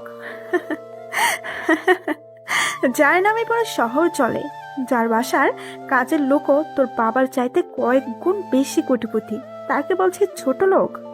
মানে কি বলছিস ঠিক বুঝলাম না। আল্লাহ, এখন তো ফেসে যাব। মেয়েটা আমার সমস্ত ইতিহাস ফাঁস করতে চলেছে। না, ওকে আটকানো দরকার। সে মানেটা কি সেটা বলতে যাবে, তার আগেই ওকে আটকে দিলাম। এই যে, আপনি একটু চুপ থাকবেন প্লিজ। আপনি কি সব বলছেন উল্টাপাল্টা? প্লিজ চুপ করেন। সামিরা চুপ হয়ে গেল। কারণ সে আকাশের চোখে মিনতি লক্ষ্য করছে। চোখ দুটো মিনতি করছিল যেন কিছুই না বলে, তাই সেও চুপ হয়ে যায়। কি রে সামিরা, কথা বলছিস না যে? কথাগুলোর মানে কি? মানে টানে কিছু না, এখন বাদ দে এইসব কথা। আসছি কই একটু আনন্দ করব, তা না কি সব লাগিয়েছিস? আচ্ছা বল, এখন তোদের কি অবস্থা সবার? হ্যাঁ ভালোই আছি। টপিকটা বাদ দিল। প্রীতির মাথার মধ্যে সামিরার কথাগুলো বারবার বাড়ি খাচ্ছে। কথাগুলো যেন তার ভিতরে কোনোভাবেই হজম হচ্ছে না। তোর যা হবে হোক। আচ্ছা আকাশ, তুমি একটু নিচে যাও, আমরা বান্ধবীরা সবাই একটু আড্ডা দিব। ওকে, তোমরা আড্ডা দাও, আমি নিচে যাচ্ছি। নিচে গিয়ে সোফায় বসে আছি। এমন সময় শাশুড়ি আম্মা এসে বললেন, বাবা, তুমি নিচে বসে আছো যে? আম্মু আসলে অনেকদিন পর ওর বান্ধবীরা এসেছে, একটু ভালো করে টাইম স্পেন্ড করুক, তাই আর কি নিচে নেমে এসেছি। সেটা কেমন কথা? তুমি ওর হাজব্যান্ড, তুমি থাকলে সমস্যা কি ছিল? না আমু, সমস্যা না, থাক না, বাদ দিন। ওকে, তোমাদের যা ভালো লাগে করো। আমি রহিমাকে দিয়ে চা পাঠিয়ে দিচ্ছি, বসে বসে চা খাও। তারপর তিনি চলে গেলেন। সোফায় বসে আছি আর একটু আগের কথা ভাবছি। মেয়েরা এক অদ্ভুত জাতি, নিজের প্রেস্টিজের জন্য নিজের জামাইকেও ছোট করতে দ্বিধাবোধ করে না। কিভাবে পারলো সে আমায় তার এতগুলো বান্ধবীর সামনে অপমান করতে? ভালোবাসায় তো কোনো কমতি রাখিনি, তাও কেন সে আমাকে উপহাস করে সব সময়? এসব নিয়ে ভাবছি, তখনই রহিমা এসে চা দিয়ে যায়। এই যে সাহেব, আপনার চা। চায়ের কাপটা রহিমার কাছ থেকে নিয়ে, আচ্ছা তুমি যাও। চা খাচ্ছি বসে বসে। এমন সময় শ্বশুর মশাই রুম থেকে বের হয়ে এদিকেই এগিয়ে আসে। কি খবর বাবা তোমার? এই তো ভালো, আপনার? হ্যাঁ, কোনো রকম চলছে, তবে প্রেশারটা একটু বেড়ে গেছে। আচ্ছা শুনো, তোমার সাথে আমার কিছু কথা ছিল। জি বলেন। আমি চাচ্ছিলাম আমার সমস্ত বিজনেস তুমি হ্যান্ডেল করবে। আমি সব তোমার নামে লিখে দিব। যতই হোক মেয়ের জামাই তো। আব্বু কি বলছেন এসব উল্টাপাল্টা? আমার কিচ্ছু চাই না, আপনি সমস্ত কিছু প্রীতির নামে করে দিন। আমি জানতাম তুমি এমনটাই বলবে, তাই তো তোমার উপরে আমি আমার মেয়ের দায়িত্ব চাপিয়ে দিয়েছি। আর শুনো, আমি সিরিয়াস। আমার মেয়েটা এখনো বড় হয় নাই, আর এত কিছু সে একা সামলাতেও পারবে না। তাই আমি ওর সাথে কথা বলে সমস্ত কিছু তোমার নামে উইল করে দিব। না আব্বু প্লিজ, আপনি এমনটা করবেন না। আপনি প্রীতির নামে লিখে দিন। এটা যদি উনি জানতে পারে তাহলে আমাকে ভুল বুঝবে। তুমি সেটা আমার উপরে ছেড়ে দাও, সে তোমাকে কিছুই বলবে না। ওকে যা বলার আমি বলবো, আর নিজেকে প্রিপেয়ার করো। এটা বলে শ্বশুর মশাই চলে গেলেন। কি হলো কিছুই মাথায় ঢুকছে না। এদিকে মেয়ের কাছে আমি ছোট লোক, তাই বলে সে পাত্তাও দেয় না। অন্যদিকে মেয়ের বাপ সম্পত্তি জামাই নামে উইল করার জন্য পাগল হয়ে যাচ্ছে। অনেকটা সময় নিচে সোফায় বসেছিলাম, কিন্তু আর ভালো লাগছে না, তাই রুমের দিকে হাঁটা ধরলাম। রুমের দরজার সামনে যেতেই সামিরার সামনাসামনি পড়লাম। ভাইয়া তুমি এখানে? আর তুমি যে প্রীতির বর সেটা কখনোই ভাবতে পারিনি।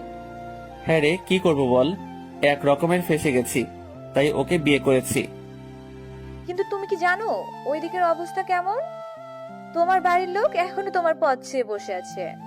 কবে তুমি বাড়ি ফিরবে সেই ভরসা নিয়ে এখনো বসে আছে। কিন্তু তুমি সব ছেড়ে দিয়ে এখানে বসে আছো। ওদিকে তোমার বাবা মা চোখের জলে বান ভাসিয়ে দিচ্ছে। বিশেষ করে তাহিয়া রোজ কান্না করে তোমার জন্য, দেখা হলেই তোমার কথা বলে কান্না করে। প্লিজ তুমি বাড়ি ফিরে যাও। না রে বোন, এখন যাব না, সময় হয়নি এখনো। আমার সময় আসলে আমি বাড়ি ফিরে যাব।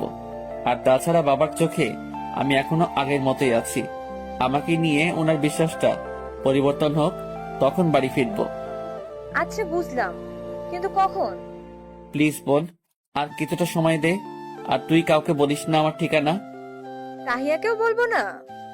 না, ওকে বলিস না, না হয় সে আমার কাছে চলে আসবে। আচ্ছা ঠিক আছে, কিন্তু তুমি অতি শীঘ্রই বাড়ি ফিরবে। আচ্ছা। কথা শেষ করে রুমে গেলাম। সামিরা নিচে চলে গেল। প্রীতি আমাকে দেখে রেগে বেগে আগুন। এই কুকুর, তুই রুমে কি করছিস? তোকে না বলেছিলাম আমরা কিছু সময় কথাবার্তা বলবো, তুই নিচে থাকতে? তাও তুই রুমে এসেছিস কোন সাহসে? আসলে আমার নিচে মন টিকছিল না, তাই রুমে চলে এসেছি। প্রীতির বান্ধবী একজন প্রীতিকে বলে, প্রীতি, তোর হাজব্যান্ড আসলেই ছেঁচড়া। তুই এই ছেঁচড়াকে ডিভোর্স দিয়ে দে, ভালো একটা ছেলেকে বিয়ে কর। আসলেই তাই করব। এই ছেঁচড়ার সাথে সংসার করা আমার পক্ষে সম্ভব না। এই তোরা চল, অন্য রুমে আড্ডা দিব। ছেঁচড়াটা আমাদের শান্তিমতো কথা বলতেও দিবে না। সবাই অন্য রুমে চলে গেল। চোখ দিয়ে ঝরঝর করে পানি ঝরছে। একটু আগে প্রীতি কি বলে গেল, সে আমায় ডিভোর্স দিবে? সারাদিন রুমের মধ্যে ছিলাম, রুম থেকে বের হইনি। রহিমা এসে বিকেল বেলা নাস্তা দিয়ে গেল। শুধু রাতের বেলায় খাবার খাওয়ার জন্য নিচে নেমেছিলাম। প্রীতির বান্ধবীরা আজ এখানেই থাকবে। সারাদিন প্রীতির সাথে আমার আর কোনো কথা হয়নি। রাতের বেলায় শুয়ে আছি, প্রীতি এখনো রুমে আসে নাই। মেয়েটার জন্যই ওয়েট করছিলাম। একটু পর সেই রুমে আসলো। কি রে ছোট লোক, তুই এখনো ঘুমোসনি? কোনো কথা নাই, চুপচাপ শুয়ে আছি। কি রে, কথা বলছিস না যে? ভাব পেরেছে তোর? তাও কোনো উত্তর দেইনি। মেয়েটা আর কোনো কথা বলল না, চুপচাপ আমায় জড়িয়ে ধরে বুকের মধ্যে মুখ গুজে দিয়ে শুয়ে পড়ল। আজ কোনো টু শব্দ করিনি। করুক যেমন ইচ্ছা আমার সাথে ব্যবহার করুক, আমি তো খেলনার পুতুল, ব্যবহার করে ছুঁড়ে ফেলে দিবে। একটু পর খেয়াল করলাম মেয়েটার কোনো সারা শব্দ নাই, হয়তো ঘুমিয়ে গেছে। মেয়েটার চেহারার দিকে নজর পড়তেই চোখটা আবার ভিজে গেল, কারণ ওকে খুব ভালোবাসি আমি। সে আমায় ছেড়ে দিলে হয়তো জীবনটা শেষ হয়ে যাবে। চোখ দিয়ে অনবরত পানি ধরছে। হঠাৎ প্রীতি নড়ে উঠল। কি রে, তুই এখনো ঘুমোসনি? তাড়াতাড়ি করে চোখটা মুছে নিলাম, তবে প্রীতি হয়তো আমার চোখের পানি দেখে ফেলেছে। আসলে ঘুম আসছিল না। ঘুম আসছে না ভালো কথা, কিন্তু কান্না করছিস কেন? কই কান্না করছি? শোন, মিথ্যে বলে লাভ নাই, আমি দেখে ফেলেছি। আর কান্না করেও কোনো ফায়দা হবে না। তোকে আমি ডিভোর্স দিয়ে দেব। তোর মতো ছোট লোকের সাথে আমার যায় না। আজ বান্ধবীদের সাথে বড় গলায় কথা বলতে পারছি না, শুধু তোর জন্য।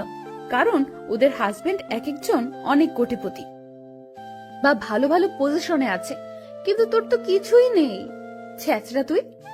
ওদের সামনে আমি ছোট হয়ে গেছি, আর ছোট হতে চাই না। তোকে ডিভোর্স দিয়ে অন্য একটা ছেলেকে বিয়ে করে নেব। ওদের চোখে আমি বড় হতে চাই। প্লিজ প্রীতি, তুমি আমায় ডিভোর্স দিও না। তোমায় খুব ভালোবেসে ফেলেছি আমি। তোমায় ছাড়া বেঁচে থাকার কোনো উৎস খুঁজে পাচ্ছি না আমি। এই ছোট লোক, ভালোবাসিস মানে কি? হ্যাঁ, তুই ভালোবাসিস বললেই কি হবে নাকি? তোর মতো কুকুরের বাচ্চাকে আমি কখনোই ভালোবাসবো না। তুই আমার যোগ্যই না। নিজেকে কখনো আয়নায় দেখেছিস কিরকম লাগে দেখতে তোকে? চলে এসেছে ভালোবাসতে। মুখ অন্যদিকে ঘুরিয়ে নিলাম। চোখের পানি যেন প্রবাহমান নহরের মতো বইতে চলেছে। চোখের পানিগুলো আড়াল করে মুছে নিয়ে, আচ্ছা ডিভোর্স দিয়ে দিও, সমস্যা নেই, কিন্তু এখন ঘুমিয়ে পড়ো। হ্যাঁ, ঘুমোচ্ছি, তুইও ঘুমিয়ে পড়। কোনো কথা বললাম না আর। প্রীতি ঘুমিয়ে গেছে, কিন্তু সারা রাত আমি আর ঘুমোতে পারিনি। খালি একটা কথাই বারবার মাথায় ঘুরছিল, টাকা পয়সা আর পজিশন। এই কয়েকটা জিনিস এইসব জায়গায় ম্যাটার করে। কেউ আসল মন দেখে না। একদম রাতের শেষ ভাগে চোখটা লেগে এসেছে। সকালবেলা ঘুম থেকে উঠে দেখি 10টা বাজে। প্রীতিও বিছানায় নাই। তার মানে আছে আমার আগে ঘুম থেকে উঠে পড়েছে। বিছানা ছেড়ে উঠে গেলাম। এক সেট কাপড় হাতে নিয়ে ওয়াশরুমের দিকে যাব ফ্রেশ হতে। ঠিক তখনই প্রীতি নিচতলা থেকে উঠে রুমে আসে। প্রীতির চোখ মুখ লাল হয়ে আছে, বোঝাই যাচ্ছে মেয়েটা কান্না করেছে। চোখের কোণে পানিও জমে আছে। এই প্রীতি, কি হয়েছে তোমার? কান্না করছো কেন? এই ছোট লোকের বাচ্চা, তোর জন্য সবটা হয়েছে। বলে ঠাস করে আকাশের গালের মধ্যে কষে একটা থাপ্পড় বসিয়ে দেয়। গালে হাত দিয়ে অবাক দৃষ্টিতে প্রীতির দিকে চেয়ে আছি। কি করলাম আমি? হুট করে এমন বিহেভ কেন করছে সে? আচ্ছা আমি কি করেছি? এই ছোট লোক, কি করেছিস তুই জানিস না? আমার বাপকে পটিয়ে রেখেছিস কেন তুই? তোকে ছাড়া দেখি কিচ্ছুই বোঝে না উনি। কি ধুল পড়িয়েছিস তুই আমার বাপকে, যে তোর নামে সবকিছু বিড়ি করে দিবে? আমি কি জানি? সেটা তুমি তোমার আব্বুকে গিয়ে জিজ্ঞেস করো। এই ছোট লোক, আবার আমার মুখের উপর কথা বলিস। তোর জন্য হয়েছে সবটা। তুই আমার লাইফে আসার পর কোনো কিছুই আমার ঠিকঠাক যাচ্ছে না। নিজের বাবা পর্যন্ত সন্তানকে ছেড়ে তোর উপরে ভরসা করছে। কেন? আমার মধ্যে কিসের কমতি আছে যে আমি ওনার বিজনেসের দেখাশোনা করতে পারবো না? ভালোই তো প্ল্যান করে ফেলেছিস। শুরুতে আমার জীবনটা বরবাদ করলি, এখন আবার বাপকে পটিয়ে সমস্ত সম্পত্তি হাঁটানোর চিন্তা ভাবনা করেছিস। এই যে প্রীতি, মুখ সামলে কথা বলো। তোমার বাবার সম্পত্তির উপরে আমার কোনো লোভ নেই। উনি নিজ থেকে এসেই বলেছে তিনি সমস্ত কিছু আমার নামে উইল করে দেবে।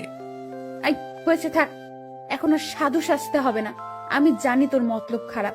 তুই বাবাকে বলে সমস্ত সম্পত্তি সবকিছু আমার নামে করে দিবি, আর না হয় তোর নামে করে সেটা তুই আমার নামে করে দিবি। ওকে ঠিক আছে, আমি সমস্ত কিছু তোমার নামই করে দিব। আর একটা কথা মাথায় রেখো, তোমার বাবার এই 2 টাকার সম্পত্তির উপরে আমার কোনো লোভ নেই। আমার যা আছে সেগুলো দিয়ে তোমার বাবার মতো 100টা প্রতিষ্ঠান দাঁড় করাতে পারবো। বলেই মুখে হাত দিয়ে ফেললাম। আল্লাহ, এটা কি বলে ফেললাম আমি? মুখ ফসকে নিজের অতীত সামনে নিয়ে আসতে চলেছি। বাহ ছোট লোক, তুই তো দেখছি গলাবাজি করতেও উস্তাদ। তোর যদি এত কিছুই থাকতো তাহলে তুই অন্যের ঘরে ঘর জামাই থাকতি না, আর মানুষের কৃপায়ও তোর দরকার পড়তো না। ছাগল কোথাকার। চুপ করে আছি, কি বলবো বলার ভাষা নাই। আচ্ছা, আমি সমস্ত কিছু তোমার নামে উইল করার ব্যবস্থা করছি। এবার প্লিজ আমাকে মুক্তি দাও, আমি গোসল করব। হ্যাঁ, তাই করবি তুই। যা এবার, কার মরা গারবি কার। ওয়াশরুমে ঢুকে গেলাম ফ্রেশ হতে। পানির কলটা ছেড়ে দিয়ে মগ কেটে কেটে মাথায় পানি ঢালছি আর ভাবছি, আল্লাহ, এটাই কি সেই বাচ্চা প্রীতি যাকে হসপিটালে এক দেখে ভালোবেসে ফেলেছিলাম? ওর ব্যবহার এতটা খারাপ সেটা ভাবতেও আমার অবাক লাগছে। ওর কাছে কি আমার ভালোবাসার কোনো মূল্য নাই? না, এখন মনে হচ্ছে প্রীতির থেকে নিজেকে সরিয়ে নেওয়াটাই বেটার। কিন্তু ওকে ছাড়া থাকবো কি করে? না, সে যদি আমায় ছেড়ে দেয় তাহলে আমিও ওকে আর আটকাবো না। ফ্রেশ হয়ে নিচে গেলাম নাস্তা খাওয়ার জন্য। শাশুড়ি আম্মা নাস্তা পরিবেশন করছে। প্রীতির বান্ধবীরা চলে গেছে সকাল সকাল নাস্তা করে। নাস্তা করছি এমন সময় শ্বশুর মশাই বলল, আকাশ, তুমি নাস্তা শেষ করে আমার সাথে একটু দেখা করো রুমে। আচ্ছা। তারপর নাস্তা শেষ করে শ্বশুর মশাই রুমে গেলাম। ও, তুমি এসেছো? জি।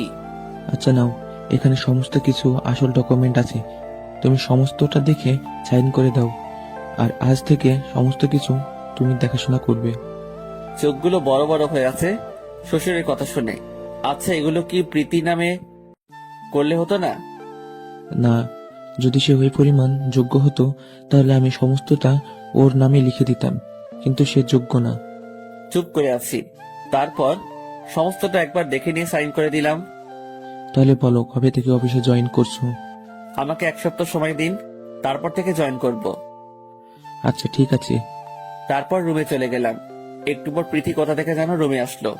এই সমস্ত কিছু তোর নামে করে দিয়েছে, এখন তুই আমার নামে কবে করে দিবি? 3 দিনের মধ্যে সমস্ত কিছু তোমার নামে উইল করে দিব। ওকে, ঠিক আছে, কিন্তু যা করবি তাড়াতাড়ি করবি, কারণ তোকে তার পরপরই ডিভোর্স দিয়ে দিব।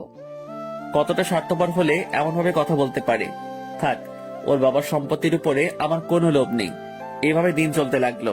সারাদিন রুমের মধ্যে থাকি, প্রীতির সাথে প্রয়োজন ছাড়া কোনো কথা বলি না। তবে একটা জিনিস ঠিক আছে, আমরা কেউ কারোর সাথে কথা না বললেও সে রাতে ঘুমানোর সময় এসে আমায় ঠিকই জড়িয়ে ধরবে। আমারও কেন জানি অভ্যাস হয়ে গেছে, মেয়েটা আমায় জড়িয়ে না ধরলে ঘুমিয়ে আসতে চায় না। অন্যদিকে আবার উকিলের সাথে কথা বলে রেখেছি। এভাবে 2 দিন চলে গেল। 3 দিনের মাথায় উকিল ফোন দিয়ে বলল, উকিলের থেকে স্ট্যাম্প আনলাম এবং সম্পত্তি প্রীতির নামে উইল করে দিব। তাই আবার নতুন করে কাগজ রেডি করলাম। তারপর প্রীতিকে ডেকে সবটা ওর নামে লিখে দিয়েছি। এবার খুশি তো? হ্যাঁ, তবে কিছুটা অসন্তুষ্ট, কারণ আমি একজন উকিলের সাথে কথা বলেছি ডিভোর্সের ব্যাপারে। সে নাকি 1 সপ্তাহ পর আসবে, কোথায় জানি কাজে গিয়েছে। ভেবেছিলাম সম্পত্তিগুলো নিচের নামে করিয়ে নিয়ে তোকে ডিভোর্স দিয়ে দিব, কিন্তু আমার আরো 1 সপ্তাহ কষ্ট করতে হবে। ও আচ্ছা, সমস্যাই নেই, মাত্র একটা সাপ্লাই তো, দেখতে দেখতে চলে যাবে। আচ্ছা থাকো, আমি একটু ছাদে যাব। বলেই ছাদে চলে আসলাম। প্রীতি কতটা নির্দয়াবান সেটা ভাবতে কষ্ট লাগছে। চোখ দিয়ে ঝরঝর করে পানি ঝরে পড়ছে। আর অল্প সময় থাকলেই হয়তো কেঁদে ফেলতাম ওর সামনে, তাই তাড়াহুড়ো করে ছাদে চলে এসেছি। দেখতে দেখতে 1 সপ্তাহ কেটে গেল। প্রীতি উকিল থেকে ডিভোর্স পেপার দিয়ে এসে আমার মুখের উপর ছুড়ে মারে। এনে ধর, আমি সাইন করে দিয়েছি, তুই এটাতে সাইন করে দিলেই আমাদের ডিভোর্স হয়ে যাবে। আচ্ছা, আমি সাইন করে দিব। আর শোন, তোকে যেন এই বাড়িতে না দেখি। বাবাকে যা বলার আমি বলবো। তুই যাওয়ার আগে ওদের কারোর সাথেই দেখা করবি না। আচ্ছা। অনেক ছাঁচড়ামি করেছিস, ফকির কোথাকার। নিজের তো ক্ষমতা নেই, মানুষের ঘাড়ের উপরে চড়ে বসিস। পারলে নিজের থেকে কিছু করে দেখা। কিছুই বললাম না, শুধু শুনে গেলাম। বলে যাও, কারণ এখন তোমার সময়। ডিভোর্স পেপারটা হাতে নিয়ে ঘর ছেড়ে চলে আসলাম। চোখের পানি দিয়ে পুরো শার্ট ভিজে গেছে। আসার সময় বাসার কাউকে কিছু বলিনি, চলে গেলাম আমার নিজের দুনিয়ায়। অন্যদিকে প্রীতির আব্বু প্রীতিকে জিজ্ঞেস করে, কিরে মা, আকাশ কোথায়? আব্বু, চিটারটা পালিয়ে গেছে। পালিয়ে গেছে মানে? কি বলছিস উল্টাপাল্টা? হ্যাঁ বাবা, ঠিকই বলছি। সে তোমার কাছে ভালো সেজে তোমার সমস্ত সম্পত্তি হাতিয়ে নিয়ে চলে যেতে চেয়েছিল, কিন্তু আমার জন্য তা পারেনি। রোজ রাতে আমায় মারতো সে তোমার সম্পত্তির জন্য। বলতো তোর বাবার সব সম্পত্তি নিয়ে তোকে ছেড়ে দিব। মা, তুই এসব বলিসনি কেন আমাদের? ছি, ওর ভেতরে এতটা হারামিপনা ছিল, আমরা ভাবতেও ঘৃণা হচ্ছে। কিভাবে বলবো বাবা, তুমি যে কসম দিয়ে ওর সাথে আমার বিয়ে দিয়েছো, তার উপর সে আমায় বলেছে তোমাদের কিছু বললে সে তোমাদেরকে মেরে ফেলবে। বাবা, তাই ভয়ে বলিনি। আর আমি চাই না তোমরা এটা জানো যে তোমাদের মেয়ে সুখে নাই, এতে তোমাদেরই কষ্ট হবে। মারে, তুই আমাকে আগে বলতি একটু করে জাস্ট। তাহলে ওর 12টা বাজিয়ে দিতাম আমি। আর তাহলে এখন কি সে আমাদের সমস্ত সম্পত্তি হাতিয়ে নিয়ে চলে গেছে? না বাবা, তা পারিনি। আমি কৌশলে ওর কাছ থেকে সমস্ত সম্পত্তি আমার নামে করে ফেলেছি, সে বুঝতেও পারেনি। সাব্বাস, এ না হলে আমার মেয়ে। হ্যাঁ তাই তো, আমার গর্ব তুই। দুনিয়া কেমন আজীব, আকাশে কোনো দোষ নেই অথচ তাকে উল্টো ফাঁসিয়ে দিল। কিন্তু সমস্তটা করেছে প্রীতি। দিন গড়িয়ে রাত হলো, প্রীতি এখন খুশিতে আত্মহারা, কিন্তু বিপদে বাঁধলো রাতে। সে এখন ঘুমাবে কি করে, কাকে জড়িয়ে ধরে ঘুমাবে? ছোট লোকটাকে তো বাসা থেকে তাড়িয়ে দিয়েছে, মনটা খারাপ হয়ে গেল একদম। কি করবে সে ভেবে পাচ্ছে না। রাতের বেলা 1 সেকেন্ডের জন্য তার ঘুম আসেনি। সারা রাত ছোট লোকটার কথা মনে পড়েছে ওর। ইচ্ছে করছে সে যেখানে আছে সেখানে গিয়ে ওকে জড়িয়ে ধরে ঘুমাতে। ওর বুক ছাড়া যে ওর ঘুম আসে না, খুব ইচ্ছে করছে আকাশকে জড়িয়ে ধরে ঘুমাতে, কিন্তু আফসোস সে চলে গেছে। কেমন যেন একটা চাপা কষ্ট অনুভব হচ্ছে, কিন্তু কেন হচ্ছে সেটা সে নিজেও জানে না। ইচ্ছে করছে ওকে আবার ঘরে ফিরিয়ে আনতে, কিন্তু না, তা সম্ভব না, কারণ ওকে তো তাড়িয়ে দিয়েছে। চোখ দিয়ে পানি পড়ছে ছোট লোকটার জন্য।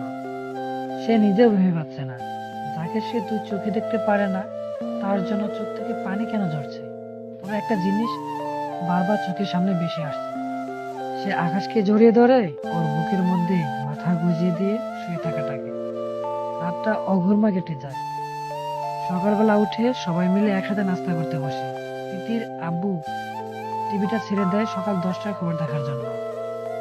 নাস্তা করছে আর টিভির খবর দেখছে। এমন সময় টিভির স্ক্রিনে একটা ছবি ভেসে আসে, যেটা দেখে বাসার সবাই থ খেয়ে যায়।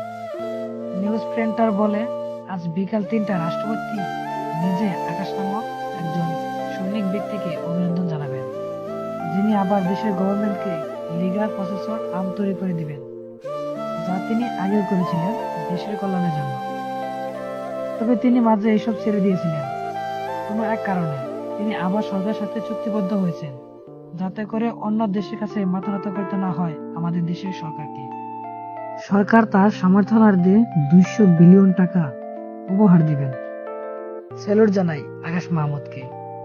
দেশের জন্য হয়ে কাজ করবেন এমন সন্তান সবার ঘরে ঘরে জন্ম নিক, সেই প্রত্যাশাই করছি। প্রীতির বাবা তো কপালে হাত দিয়ে ফেলে এমন নিউজ শুনে। প্রীতির চোখও বড় বড় হয়ে যায়।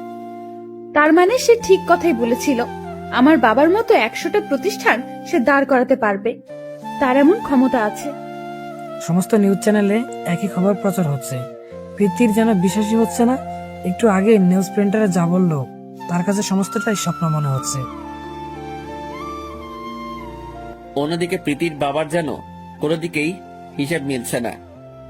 আকাশের এত কিছু থাকার পরেও সে আমার সম্পত্তি লোভ করলো কেন? তার তো কোনো কিছুর অভাব নেই। কথাটা যেন হজম হচ্ছে না।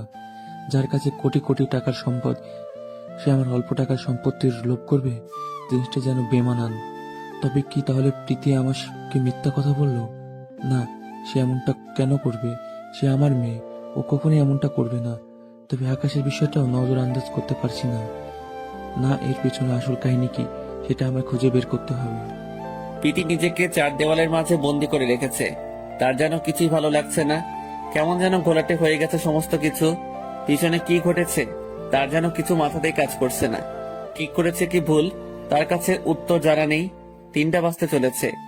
দেশের গণ্যমান্য ব্যক্তিরা সবাই একটা মজলিসে একত্রে হয়। বাংলাদেশ বর্ডার গার্ড হতে শুরু করে প্রশাসনিক আরো অনেক সিনিয়র কর্মকর্তারা সেখানে রয়েছে। বিশেষ করে রয়েছেন রাষ্ট্রপতি। তিনি আকাশকে অভিনন্দন জানানোর জন্য একগুচ্ছ ফুলের তোড়া নিয়ে সকলের সামনে আকাশের হাতে তুলে দেন। রাষ্ট্রপতি স্পিকার হাতে নিয়ে 2-1 কথা বলে সকলের সামনে, পরে আকাশের হাতে স্পিকার তুলে দেয়। আসলে কি বলবো নিজেরও জানা নেই, তবে এটুকুই বলবো, দেশের জন্য আবার কাজ করতে পেরে নিজেকে গর্বিত মনে হচ্ছে। আগেও দেশের জন্য কাজ করেছি, তবে কোনো এক কারণে এই সব থেকে নিজেকে দূরে সরিয়ে নিয়ে গিয়েছিলাম। কিন্তু পরে অনুভব করলাম, না, উপরওয়ালা যেহেতু মেধা দিয়েছে, তাহলে সেটাকে কোনো কাজে না খাটিয়ে নষ্ট কেন করব। তাই আবার নেমে পড়লাম দেশের কল্যাণে। সবাই আমার জন্য দোয়া করবেন। বলে স্টেজ থেকে নামতে যাবে, ঠিক তখনই 2টা পরিচিত মুখ সামনে পড়ে। নিজের চোখকে বিশ্বাস করতে পারছি না। মানুষগুলো যে আমার চোখের সামনে। মাথাটা নিচু করে দাঁড়িয়ে আছি, কেউ একজন মায়াভরা কণ্ঠে প্রীতি এখনো নিজেকে চার দেওয়ালের মাঝে বন্দি করে রেখেছে, কারোর সাথে কথা বলছে না, ঠিকমতো খাবারও খাচ্ছে না। তার শুধু একটা জিনিস ভেবেই মাথা ফেটে যাচ্ছে, যে সে কি আকাশের সাথে যা করেছে তা কি ঠিকটা ভুল। প্রীতির আব্বু আম্মু অনেক ডাকাডাকি করে, কিন্তু প্রীতি দরজা খোলে না। সে দরজা বন্ধ করে বসে আছে ভিতর থেকে। তিনারা না পারতেই সামিরাকে ডেকে আনে। সামিরা দরজা খুলতে বললে হয়তো খুলবে, কারণ প্রীতির সবচাইতে কাছের বন্ধ হচ্ছে সামিরা। এই প্রীতি, দরজা খোল, আমি সামিরা। প্রীতি প্লিজ দরজাটা খোল, তোর সাথে আমার কথা আছে। বাবা, তোমরা কেউ আমার রুমে আসবে না। সামিরা, তুই ভেতরে ঢুক। আচ্ছা তোর কি হয়েছে প্রীতি? জানি না রে আমার কি হয়েছে। তুই নাকি আজ সারাদিন নিজেকে ঘরবন্দি করে রেখেছিস, খাওয়া দাওয়া ঠিক মতো করিসনি। কি হয়েছে আমায় বল তুই। আসলে একটা প্রশ্নের উত্তর আমি কোনোভাবেই মিলাতে পারছি না। কি প্রশ্ন? আমি কি আকাশের সাথে ঠিক করেছি নাকি ভুল? ওর সাথে খারাপ ব্যবহার করা কি আমার আদৌ উচিত ছিল নাকি ছিল না? এসব প্রশ্ন আমার ভেতরটাকে শেষ করে দিচ্ছে। তবে একটা জিনিস, ওর জন্য আমার জীবন থেকে সব কিছুর মাইনে হারিয়ে ফেলেছিলাম। যখন থেকে এসেছে আমার লাইফে, তখন থেকেই আমার দাম কমে যাচ্ছে মানুষের কাছে। প্রীতি, তোকে একটা কথা বলি, তুই কি আসলে জানিস আকাশ কে? না, জানি না সে কে। তবে গতকাল নিউজে শুনেছি সে নাকি দেশের গভর্নমেন্টকে আর্মস বানিয়ে দেবে, যা সে আগেও করত। শোন, এটা তো শুধু ওর সামান্য পরিচয় শুনেছিস, তাও পুরোপুরি শুনিসনি। এই শহরে তার নামে কতগুলো বাড়ি আছে সে নিজেও জানে না। দেখেছিলাম সেদিন তুই আর বাকি সবাই মিলে কেমন অপমান করলি ছোট লোক আর স্যাসরা বলে। কিন্তু তুই কি এটা জানিস যে সে তোর বাবার পুরো সম্পত্তিকে কয়েক হাজার বার ক্রয় করতে পারবে? এখনই অবাক হয়ে যাচ্ছিস? এখনো তো আরো অনেক কিছু শোনার বাকি আছে। সে তোকে ভালোবাসতো, বিধায় কখনো এসব নিয়ে তোকে কথা শোনায়নি। তার কাছে সমস্ত কিছুর আগে তুই ছিলি, তোর ভালোবাসা ছিল, যেটা সেদিন আমি তার সাথে কথা বলে বুঝতে পেরেছি। তার সম্পর্কে যতই বলি শেষ হবে না। তবে শুধু এতটুকু বলবো, তোর বাবা অল্প কয়েক হাজার টাকার মালিক, তাই তোর এত অহংকার।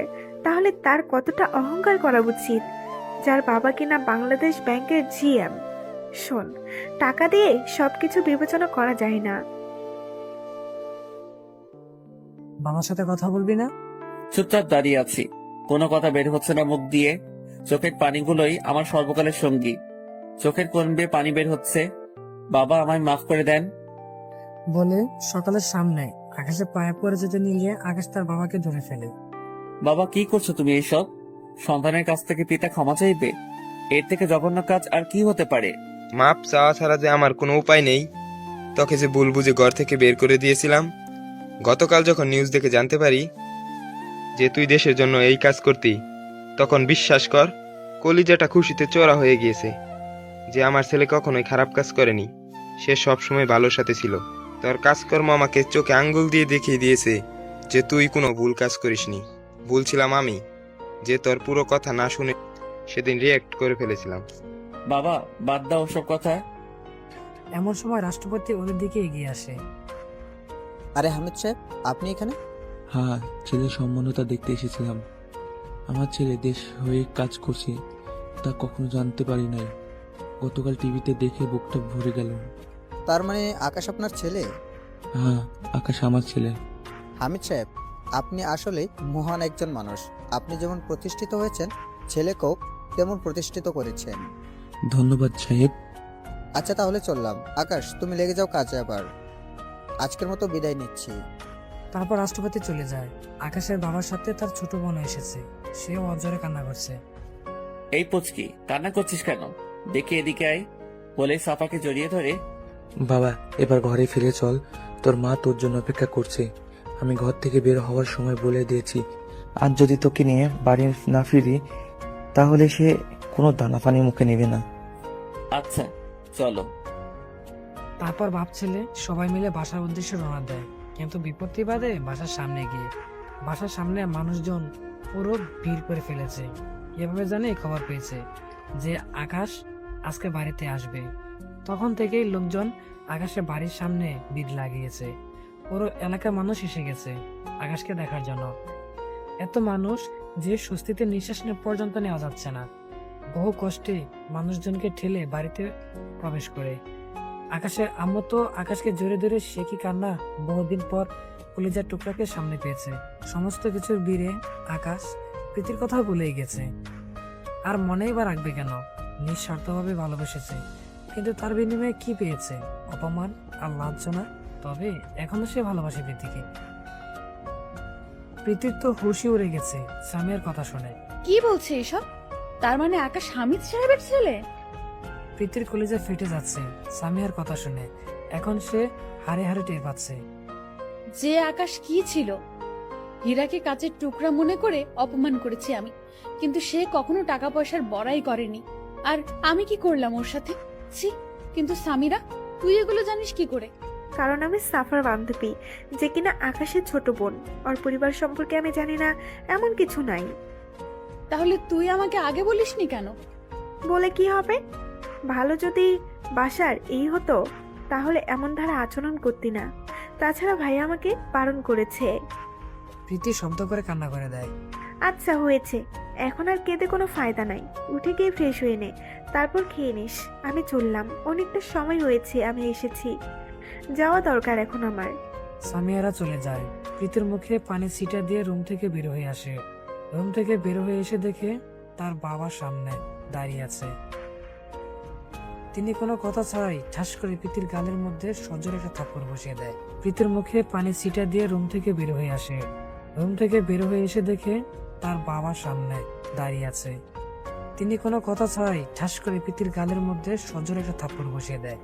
প্রীতি গালে হাত দিয়ে অবাক দৃষ্টি তাকিয়ে আছে ওর বাবার দিকে। সি, আমার ভাবতেও ঘৃণা হচ্ছে যে তুই আমার মেয়ে। আমি তোর আর সামিরার কথা শুনে ফেলেছি। আমি শিওর যে আকাশ কিছুই করেনি। তুই কিছু একটা করেছিস, যার ফলে শেষ চলে গিয়েছে। কি করেছিস সত্যি করে বল, না হয় কিন্তু ভুলে যাব যে তুই আমার মেয়ে। তুমি ঠিকই ধরেছ, আকাশের কোনো দোষ নেই, সবটা আমিই করেছি। কারণ ওকে কেন জানি আমার সহ্য হতো না। ওর জন্য সবার কাছে আমি ছোট হয়ে যাচ্ছিলাম দিন দিন। তোমরাও ওকে আমার থেকে বেশি গুরুত্ব দিচ্ছিলে। যেখানে তোমার সম্পত্তি আমি পাওয়ার কথা, সেখানে তুমি তার নামে করে দিয়েছো। এসব আমি মানতে পারছিলাম না, তাই ওকে ডিভোর্স দিয়ে সমস্ত কিছু নিজের নামে করে নিয়েছি। আর তোমাদের মিথ্যে বলেছি যে সে সমস্ত সম্পত্তি হাতিয়ে নিতে চায়। প্রীতি, তুই কতটা নিকৃষ্ট হলে এমন দ্বারা কাজ করতে পারিস? তোকে তো নিজের মেয়ে ভাবতেও আমার ঘৃণা হচ্ছে। যেই ছেলে চাইলে আমাদের থেকে আরো বহু উঁচু ফ্যামিলির মেয়ে বিয়ে করতে পারতো, সে তা না করে শুধু আমার কথায় তোকে বিয়ে করতে রাজি হয়ে গেছে। সেই ছেলের সাথে তুই এমন দ্বারা আচরণ করলি। আরে ওর কথা না হয় বাদই দিলাম, কিন্তু ওর বাবার যে একটা ভালো নাম ডাক আছে, যে বাংলাদেশ ব্যাংকের জিএম, তোর বাবার তো সেটাও নাই। তুই এমন একটা সোনার টুকরো ছেলেকে ঠকাইলি। শুনে রাখ, তোকে একটা কথা বলে রাখি, তোর কপালে সুখ নাই। তোর অনেক পস্তাতে হবে তোর কৃতকর্মের জন্য। আর আজ থেকে আমি ভুলে যাব যে প্রীতি নামক আমার কোনো মেয়ে ছিল। তিনি এটা বলে প্রীতি রুম থেকে বের হয়ে আসে। হাউমাউ করে কান্না করে দেয় প্রীতি ওর বাবার কথা শুনে। কিন্তু তার ভিতরটা কেমন যেন হয়ে আছে। সবাই ওর থেকে আকাশকে বেশি পাত্তা দিচ্ছিল, তাই সে এমন ধরা কর্মকাণ্ড করে ফেলেছে। আবার ভিতরে এটাও কাজ করছে যে এত টাকা পয়সা মালিক হওয়ার পরও ও কখনো তা নিয়ে বড়াই করেনি। আল্লাহ, এখন আমি কি করব? আমার যে কোনো কিছুই মাথায় কাজ করছে না। তবে আমি সবার উপরে থাকব, আমার থেকে বেশি গুরুত্ব কেউ কাউকে দিতে পারবে না। সেই জন্যই তো এমনটা করেছি। সারাদিন কোনো খাওয়া দাওয়া নাই, চার দেয়ালের মাঝে নিজেকে বন্দি করে রেখেছে। বিছানায় শুয়ে এপাশ ওপাশ করেছে, কিন্তু ঘুম আসছে না।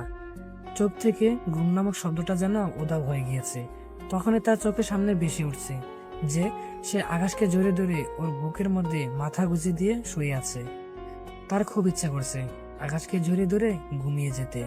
কখন যে লোকটাকে জড়িয়ে ধরার মতো বদ অভ্যাস হয়ে গেছে সে নিজেও জানে না। একা ঘুমাতে ভয় করত, কিন্তু সেই ভয় কখন যে ওকে জড়িয়ে ধরায় কনভার্ট হয়ে গিয়েছে তা নিজেও ও অজানা। চোখের কোণে পানি বেয়ে পড়ছে। নিজেকে নিজেই প্রশ্ন করলাম, আচ্ছা লোকটা কি আমি চাই? ওকে ছাড়া যে কোনো কিছুতেই শান্তি পাচ্ছি না, তার মানে ওকে চাই আমার। হ্যাঁ, আমি কাল সকালেই ওর কাছে ফিরে যাব, কিন্তু সে কি আমায় মেনে নেবে? আবার কি সে আগের মতন করে ভালোবাসবে? কলিজাটা ছিঁড়ে যাচ্ছে একদম মানুষটার জন্য। যত যাই হোক, এবার আর মানুষটাকে কোনো কষ্ট দেব না, মানুষটাকে নিজের করে আগলে রাখবো। মানুষটার বুকের মধ্যে যে আমার শেষ ঠিকানা, মরে গেলেও মানুষটার বুকের মধ্যে মাথা রেখে মরতে চাই। এসব ভাবতে ভাবতে কখন যে বোর হয়ে গেছে সে নিজেও জানে না। তারপর সে অজু করে সোজা জায়নামাজ নিয়ে রবের হাজিরা দিতে বসে যায়। নামাজ শেষ করে খোদার কাছে একটাই আবদার করে, আল্লাহ, আকাশকে তুমি আমার কাছে ফিরিয়ে দাও। লোকটাকে যে নিজের অজান্তে ভালোবেসে ফেলেছি। তারপর রেডি হয় নেয়। একটা কাগজে ছোট করে 2 শব্দের একটা ওয়ার্ড লিখে ডাইনিং টেবিলের উপরে রেখে সে ঘর থেকে বের হয়ে পড়ে। সামিয়াকে ফোন দিয়ে সাথে নিয়ে নেয়। সকালবেলায় প্রীতির আম্মু নাস্তা বানিয়ে ডাইনিং টেবিলের উপর সাজিয়ে রাখবে, এমন সময় একটা সাদা কাগজ চোখে পড়ে। তখন তিনি সেটা হাতে নিয়ে তুলে দেখে, মা, আমি আকাশের কাছে যাচ্ছি, জানি না সে আমায় মেনে নেবে কিনা। যদি মেনে নেয় তাহলে ওর সাথেই ঘরে ফিরবো, আর যদি না মেনে নেয় তাহলে এই মুখ আর কাউকে কখনো দেখাবো না, দূরে কোথাও চলে যাব। এমন কিছু দেখতে পেয়ে প্রীতির আম্মু দৌড়ে গিয়ে প্রীতির আব্বুকে কাগজটা দেখায়। প্রীতির আব্বু কি বলবে ভেবে পাচ্ছে না। মেয়ে যা করেছে, তারপর ভালো খারাপ আর কিছুই মাথায় আসছে না। এই প্রীতির বাবা, কি হয়েছে? আকাশ তো আমাদের সম্পত্তি হাতিয়ে নেওয়ার চেষ্টা করছিল, কিন্তু প্রীতির জন্য পারেনি। তাহলে এমন খারাপ ছেলের জন্য প্রীতির এমন দ্বারা উদ্যোগ নিল কি করে? সমস্ত কিছুর পিছনে যে প্রীতির হাত, সেটা ওর আম্মু জানে না। আকাশকে খারাপ বলো না, ওর নামে বাজে কথা বললেও পাপ হবে। এসব কিছুর পিছনে তোমার মেয়ের হাত ছিল, আকাশে কোনো দোষ নেই। মানে কি বলছো এসব? হ্যাঁ, ঠিকই বলেছি। প্রীতির সম্পর্কে এমন কিছু শুনতে পাবে তিনি কল্পনা করতে পারেননি। কিন্তু এখন মেয়ে যে ওর কাছে চলে গিয়েছে, সে যদি মেনে না নেয় তাহলে তো মেয়েটা উল্টাপাল্টা কিছু করে বসবে। জানি না আমি কিছু তোমার মেয়ের ব্যাপারে, তবে এতটুকু জানি তোমার মেয়ের শিক্ষা হওয়া উচিত। অন্যদিকে আকাশের রাতে ঘুম হয়নি। সে মেয়েটাকে নিজের জীবনে থেকেও বেশি ভালোবেসে ফেলেছে, কিন্তু মেয়েটা তার ভালোবাসা মূল্য এভাবে দিবে সেটা ভাবতেই তার কলিজা ফেটে যাচ্ছে। না, আর ভালোবাসবো না আমি তোমাকে প্রীতি। যতটা ভালোবাসতাম এখন তার থেকে কয়েক গুণ বেশি ঘৃণা করব। আকাশের পরিবারের সবাই মিলে একত্রে নাস্তা করতে বসে সকালবেলা। এমন সময় কে একজন বাসায় কলিং বেল বাজায়। সাপা, একটু দেখতো কে এসেছে। আচ্ছা আম্মু, দেখছি। সে দরজা খুলে দেখতে পায় একটা মেয়ে দাঁড়িয়ে আছে। এই যে, কে আপনি? প্লিজ আকাশকে একটু ডেকে দাও, আমি আমি ওর সাথে কথা বলবো। সাফা, কে এসেছে? আম্মু, চিনি না আমি। একটা মেয়ে এসেছে, বলছি ভাইয়াকে ডেকে দিতে। ওকে, দাঁড়াও আম্মু, আমি দেখছি কে আবার এত সকাল সকাল আমার খোঁজ করতে এসেছে। বলেই দরজার কাছে গিয়ে প্রীতিকে দেখে তো চোখ জোড়া কপালে উঠে গিয়েছে। ভাইয়া, কে এই মেয়ে? চিনি না আমি, কেই মেয়ে, ওকে চলে যেতে বল। বলে হেঁটে চলে আসতে যাব। ঠিক তখনই প্রীতি পিছন থেকে পা দুটো ঝাপটে ধরে। প্লিজ আকাশ, তুমি আমায় মাফ করে দাও। এই মেয়ে, পা ছাড়ো। না, আমি পা ছাড়বো না, তুমি আগে বলো আমায় মাফ করে দিয়েছো। এই মেয়ে, পা ছাড়তে বলেছি না। বলে ঝাটকা দিয়ে প্রীতির থেকে পা ছাড়িয়ে নিলাম। প্রচন্ড রাগ হচ্ছিল। কি সমস্যা তোর? হ্যাঁ, এখানে কেন এসেছিস? এত অপমান করার পরেও কি মন ভরেনি, নাকি আরো বাকি আছে অপমান করা? প্লিজ আমায় ভুল বোঝো না। রাগ তোর অনুতপ্ত তোর কাছে, তোর মতো মেয়ের দরকার নেই আমার। আকাশ, কি রে, কি হয়েছে? কে এই মেয়ে? বলে আকাশের আম্মু ডাইনিং টেবিল ছেড়ে উঠে আসে। আম্মু, হবে কেউ, প্লিজ ওকে চলে যেতে বলো, না হয় আমি কিন্তু এখন ওকে ঘাড় ধাক্কা দিয়ে ঘর থেকে বের করে দিব। আরে বাবা, তুই এত রাখছিস কেন? এই মেয়ে কে তুমি? আমি আপনার ছেলের বউ। কি? হ্যাঁ, আমি আপনার ছেলের বউ। সে আমার উপরে রাগ করে আমায় ফেলে রেখে চলে এসেছে। আম্মু প্লিজ, আপনারা আমায় ফিরিয়ে দিয়েন না। আকাশ, ও যা বলছে তা কি ঠিক? হ্যাঁ আম্মু, কিন্তু ওর মতো অহংকারী মেয়ের চেহারাও আমি দেখতে চাই না। সে আমায় ডিভোর্স দিয়ে ঘর থেকে বের করে দিয়েছে। তুই বিয়ে করেছিস তা জানিও না, তার উপরে নতুন বউ বাড়িতে এসেছে আর তুই তাকে তাড়িয়ে দিচ্ছিস। আম্মু, কিসের নতুন বউ? ওর মতন মেয়ে কারোর বউ হওয়ার যোগ্যতা রাখে না। বলেই প্রীতিকে টেনে হেঁচড়ে নিয়ে গিয়ে ঘরের বাহিরে ফেলে রেখে এসে ভিতর থেকে দরজা আটকে দিলাম। প্রীতি মাটির উপরে বসে ছোট বাচ্চার মতো নাক টেনে টেনে কান্না করছে আর বলছে, আকাশ আমার ভুল হয়ে গিয়েছে, প্লিজ আমায় মাফ করে দাও। আমি আর কোনো দিন এমন আচরণ করব না তোমার সাথে। কে শুনে কার কথা? যা এবার কেন্দ্রে কেটে মর। এই জন্যই বলে সময় থাকতে তার মূল্য দিতে হয়, না হয় সময়ের চাকা উল্টো ঘুরে গেলে তখন কেন্দ্রে কেটেও লাভ হয় না। আকাশ আমার ভুল হয়ে গিয়েছে, প্লিজ আমায় মাফ করে দাও। আমি আর কোনো দিন এমন আচরণ করব না তোমার সাথে। কে শুনে কার কথা? দরজা আটকে দিয়েছে আকাশ। মাত্র বসেছিলাম যেই নাস্তা করব, কিন্তু এখন নাস্তা করার মুডটাই চলে গিয়েছে। নাস্তা না করে নিজের রুমে চলে আসলাম। এদিকে প্রীতির কান্না যেন আকাশের আম্মুর কলিজাকে ছিদ্র করে দিচ্ছে। তিনি দরজা খুলে প্রীতিকে ঘরে নিয়ে আসে। এই মেয়ে এভাবে কাঁদছিস কেন? প্লিজ কান্না থামা, লক্ষ্মী মামুনি না আমার। আকাশ আমাকে কখনো মাফ করবে না, ওর সাথে অনেক খারাপ আচরণ করেছি আমি। যখন সময় ছিল তখন আমি তাকে অবহেলা করেছি, আর এখন তার মূল্য দিতে হচ্ছে আমাকে। আমার আকাশকে চাই, আপনারা প্লিজ আমার আকাশকে এনে দেন। প্রীতির কান্নার গতিবেগ আরো বেড়ে যায়। এই মেয়ে কান্না থামাতে বলছি না তোকে, একদম কান্না করবি না। তোর বর তোরই আছে, আর তোদের মাঝে কি হয়েছে জানি না, তবে তোকে আমার বউ হিসেবে খুব পছন্দ হয়েছে। আমি চাই তোরা দুজন সংসার কর। আন্টি, আকাশ আমার উপরে খুব রেগে আছে, সে আমার সাথে সংসার করবে না। এই মেয়ে আন্টি কি রে? আম্মু বল। আম্মু, আকাশ আমার উপরে খুব রেগে আছে, সে আমার সাথে সংসার করবে না। শুন মা, তোকে একটা কথা বলি, আমার ছেলেটা একদম সাদাসিধা, ওর রাগ বেশিক্ষণ থাকে না। তুই হয়তো অনেক বড় কিছু করেছিস, তাই সে রাগ করে আছে। এখন তোর কাজ হচ্ছে ওর রাগ ভাঙানো, তাহলে দেখবি সমস্ত কিছুই আগের মতো হয়ে গেছে।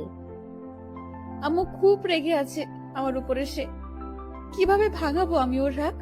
এই বোকা মেয়ে, সেটাও কি আমার বলে দিতে হবে? ভালোবাসা দিয়ে ওর মন জয় করে নিবি। আচ্ছা, আমি চেষ্টা করব। চেষ্টা করলে চলবে না, তোকে পারতেই হবে। আর সাফা শোন, ওর ব্যাগটা নিয়ে আকাশের রুমে রেখে আয়। আকাশ কিছু বললে বলবি আমি বলেছি। আচ্ছা আম্মু। আর ভাবি যান শোনেন, ভাইয়াকে একা জয় করে নিলেই হবে না, তার ছোট বোনকেও জয় করতে হবে।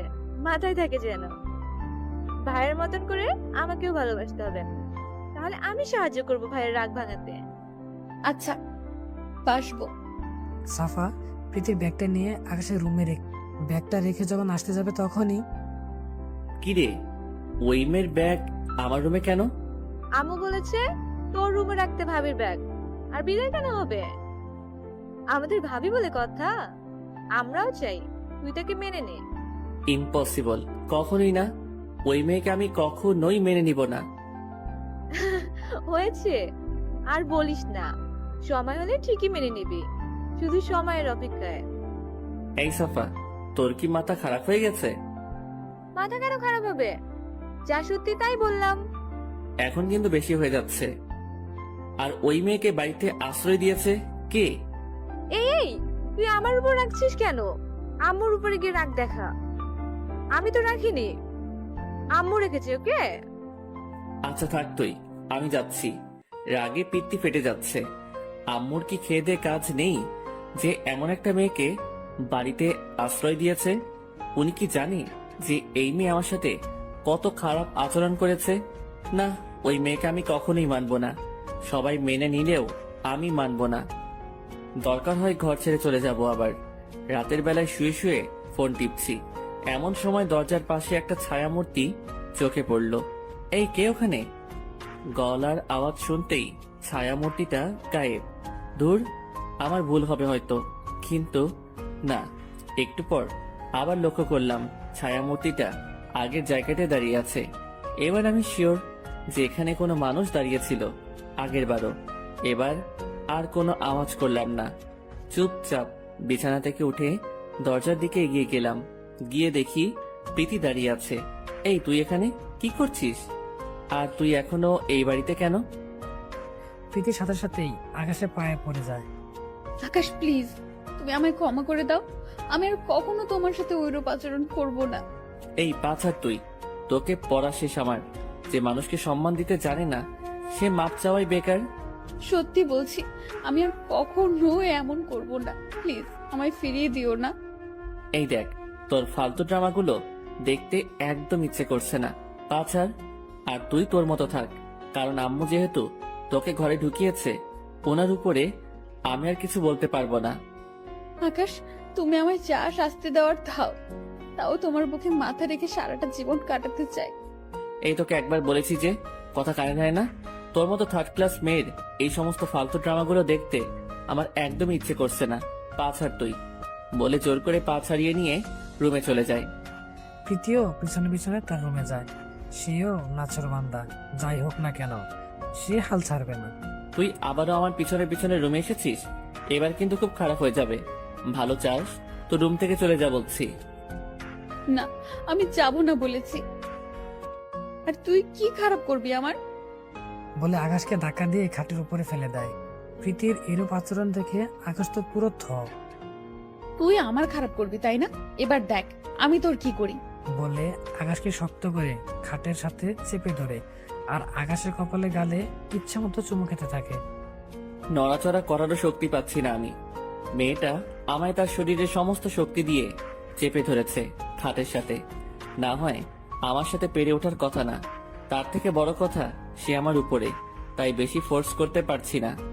এই বদমাস ছেলে, তুই কি আমায় এখনো মেনে নিবি না? না, তোমাকে আমি কখনোই মেনে নিব না। প্লিজ ছেড়ে দাও আমাকে। ওকে, তোর মানতে হবে না। আর ছেড়ে দেওয়ার তো প্রশ্নই আসে না, এখনো তো অনেক কিছু করা বাকি। এই এই কি করবা তুমি? কি করব দাঁড়াও দেখাচ্ছি। বলে আকাশের ঠোঁট নিজের ঠোঁটের দখলে নেয়। আকাশ যেন পাগল হয়ে গিয়েছে প্রীতির উষ্ণ ঠোঁটের স্পর্শে। সে নিজের শরীরে ব্যালেন্স ঠিক রাখতে পারছে না। প্রীতি একদম নৈশত্ব করে দিয়েছে তাকে। ওই মেয়ে দাঁড়া, তুই আমাকে জোর করে কিস করেছিস তাই না? এবার দেখ আমি কি করি। আমি একদম পুরোপুরি ভাবে ডুবে যাই প্রীতির নেশায়। সকালবেলা ঘুম থেকে উঠে দেখি প্রীতি আমাকে জড়িয়ে ধরে ঘুমিয়ে আছে। কিরে, এই মেয়ে আমাকে জড়িয়ে ধরেছে কখন? তখনই মনে পড়ে গতকাল রাতের কথা। রাতে আমাদের দুজনের মাঝে সমস্ত কিছু হয়েছে। আমি মাথায় হাত দিয়ে ফেলি। আল্লাহ, এটা কি করলাম আমি? সে না আমার সাথে সমস্ত সম্পর্ক শেষ করে দিয়েছে, তারপরেও এমন ধারা কাজ কিভাবে করলাম আমি ওর সাথে? না, ওকে ডাক দেওয়া দরকার। এই প্রীতি উঠো। আর একটু ঘুমাতে দাও না প্লিজ। কিসের ঘুম? উঠ তুই, একদম কানের নিচে লাগাই দিব। এখন যদি ঘুম থেকে না উঠোস। এই কি হয়েছে, এত রেগে যাচ্ছ কেন? কি হচ্ছে জানিস না? তুই আমাকে ডিভোর্স দিয়ে দিয়েছিস, তারপরেও কেন আমায় এইসবে ইনভলভ করলি? আমি মানি না সেই ডিভোর্স, আমার তোমাকে চাই ব্যাস। মানো আর না মানো দিয়ে কিচ্ছু আসে যায় না। আমি মানি তোর আর আমার মধ্যে এখন আর কোনো সম্পর্ক নেই, সো আজকের পর তুই আমার ধারে কাছেও আসবি না। বলে ওকে টেনে হেঁচড়ে রুম থেকে বের করে দিয়ে দরজা আটকে দিলাম। ছি, কিভাবে করলাম আমি ওর সাথে এমন ধারা কাজ? কিভাবে মায়া করে ফেলেছে সে আমায় এক রাতের মধ্যে, যার মায়া থেকে বেঁচে উঠতে পারিনি আমি। না, এটা অন্যায় করেছি আমি। আজকের পর ওর ছায়া পর্যন্ত পারাবো না আমি। এই স্পর্শ করা তো দূরে থাক। দরজার ওপাশে দাঁড়িয়ে প্রীতি অজরে কান্না করছে। কাল রাতের পর আকাশ তার সাথে এমন তার আচরণ করবে সে ভাবতেও পারেনি। সে ভেবেছে হয়তো ওকে নিজের অস্তিত্ব দিয়ে হলেও আপন করে নেবে, কিন্তু সে ধারণা ভুল ছিল। মানুষটা কি করলে তাকে আবার আপন করে নেবে? নিজের ভুলের জন্যই যে মানুষটাকে হারাতে চলেছি। যেই মানুষটা আমার বুকে নিয়ে ঘুমাতো, সে আজ টেনে হিচড়ে ঘর থেকে বের করে দিচ্ছে। হে আল্লাহ, তুমি আমার পথ দেখিয়ে দাও। আমি আর পারছি না এভাবে থাকতে। চোখের পানিগুলো মুছে নিচে চলে যায়। কিরে, কেমন কাটলো রাত তোদের? আকাশ কিছু বলেনি তো? না আম্মু, কিচ্ছু বলেনি। আর রাত অনেক ভালো কেটেছে আম্মু। শোন, আস্তে আস্তে সবকিছুই আগের মতো হয়ে যাবে। শুধু একটু ধৈর্য ধারণ কর মা। একদিনে তো আর সব আগের মতো হয়ে যাবে না, একটু সময় লাগবে। আর ধৈর্য ধরলে তার ফল পাওয়া যায়। হ্যাঁ আম্মু। অপরদিকে আকাশ এখনো নিজেকে নর্মাল করতে পারছে না। নিজের ভিতরে কেমন যেন একটা অপরাধবোধ কাজ করছে। তবে একটা জিনিস, প্রীতিকে কিন্তু সে এখনো ডিভোর্স দেয়নি। যদিও প্রীতি ডিভোর্স পেপারে সাইন করে দিয়েছে, কিন্তু আকাশ তা করেনি। দিন পেরিয়ে চলছে, আকাশ সেই আগের জায়গাতে আটকে আছে। সে প্রীতিকে কখনোই ক্ষমা করবে না। প্রীতিও তার প্রচেষ্টা চালাচ্ছে, সেও হেরে যাবার মতো মানুষ নয়। সে আকাশকে তার ভালোবাসা দিয়ে ভুলিয়ে দিবে পেছনের সমস্ত অতীত। কিন্তু আকাশের রাগ কোনোভাবেই ভাঙাতে পারছে না। আকাশ তো প্রীতিকে তার ধারের কাছেও ঘেঁষতে দেয় না। কিন্তু রাতের বেলায় দুজনে একই সাথেই রুমে থাকে, মাঝে বাংলাদেশ আর পাকিস্তান বর্ডারের মতো করে কোলবালিশ দিয়ে। কিন্তু কে মানে সেই বর্ডার? আকাশ ঘুমিয়ে গেলে প্রীতি কোলবালিশটা সরিয়ে তাকে জড়িয়ে ধরে, আর সকালবেলা আকাশ ঘুম থেকে ওঠার আগেই প্রীতি তাকে ছেড়ে দেয়। একদিন সকালবেলায় প্রীতির বাবা মা প্রীতিকে দেখতে আসে। প্রীতি আগের চাইতে অনেক শুকিয়ে গেছে। তারা প্রীতির চেহারা দেখেই বুঝে ফেলে যে তাদের মধ্যে কোনো কিছুই ভালো চলছে না। প্রীতি, তোকে একটা কথা বলি, আজ তোর ভুলের জন্যই তোর এমন হাল হয়েছে। চুপ করে আছি বাবার কথা শুনে, কি বলবো? যা সত্যি তাই বলেছি। কিন্তু নিজের শরীরের তো খেয়াল রাখবি নাকি? ভুল করেছিস সেটা মানলাম, কিন্তু নিজের শরীরের এমন হাল করেছিস কেন? জানিস তোর উপর আমার অনেক রাগ ছিল, কিন্তু এখন তোকে দেখার পর সমস্ত রাগ পানি হয়ে গেছে। মারে চল তুই আমাদের সাথে, তোকে আর এখানে থাকতে হবে না। আর জামাইকে আমি বুঝিয়ে বলবো, সে যেন তোকে আবার মেনে নেয়। বাবা, তার আর কোনো প্রয়োজন নেই। আকাশ কখনো আর আগের মতো করে আমায় ভালোবাসবে না। তুমি যতই মিনতি করো না কেন, কাজ হবে না। কারণ একবার মানুষের মন থেকে উঠে গেলে পরবর্তীতে তাকে জায়গা দেওয়া অনেক কঠিন হয়ে যায়। আমার ক্ষেত্রেও তাই হয়েছে। আর আমি মরি বা বাঁচি, কিন্তু এবারেই আমি ছাড়বো না। যতদিন হায়াত আছে এ বাড়িতেই থাকবো, আর আকাশকে মানানোর চেষ্টা করব। মারে বিশ্বাস কর, তোর চোখে সত্যিকারের ভালোবাসা দেখতে পাচ্ছি আমি। সেদিন হয়তো রাগের বসে তোকে অনেকগুলো কথা শুনাইছি, কিন্তু আজ মন থেকে দোয়া করব আকাশ যাতে তোকে আবার মেনে নেয় আর আগের মতো করে ভালোবাসে। হ্যাঁ, এটাই করো। সারাদিন থেকে বিকেল বেলায় ওনারা নিজেদের বাসা ফিরে যান। ওনারা থাকাকালীন সময়ে আকাশ তাদেরকে বাবা মার মতোই সম্মান করেছে। বিগত কিছুদিন ধরে প্রীতি লক্ষ্য করছে তার সাথে কেমন যেন অদ্ভুত ধরনের কিছু একটা ঘটেছে। সে অনুভব করে সে মা হতে চলেছে। তার খুব ইচ্ছে করছে আকাশকে বলতে, আকাশ, আমাদের সন্তান পৃথিবীতে আসতে চলেছে, এবার তো তুমি আমায় মেনে নাও। কিন্তু না, সে ভালো করে জানে যে আকাশ তাকে মেনে নেবে না, যতই বলুক না কেন। তাই সে বিষয়টা নিজের ভিতরে লুকিয়ে রাখে। প্রীতি দিন দিন কেমন যেন দুর্বল হয়ে পড়ছে। এখন আর আগের মতো আকাশকে বিরক্ত করে না, কেমন যেন চুপচাপ হয়ে গিয়েছে। আগে তো আকাশকে হাজার রকম ভাবে মানানোর চেষ্টা করত, সবসময় ওর কেয়ার করত, কোনো দিকে যেন কমতি না থাকে। কিন্তু এখন আর সেরকম কিছুই করে না। আর করবেই বা কি করে? সে নিজের কেয়ারই ঠিক মতন করতে পারছে না। ইদানিং প্রীতি যেন কেমন নীরব হয়ে গিয়েছে। আচ্ছা, মেয়েটার কিছু হলো না তো? মেয়েটা আগে সব সময় আমার পিছে পিছে পড়ে থাকতো, সব সময় আমার দেখাশোনা করত, কিন্তু এখন কেমন যেন এক ধরনের হয়ে গিয়েছে। সে কি জানে না যে তাকে নিয়ে যে খাচ্ছিল সেটা ভালোবাসা দিয়ে অনেক আগে সে পূরণ করে দিয়েছে? না, ওর সাথে আবার আগের মতো হয়ে যাব।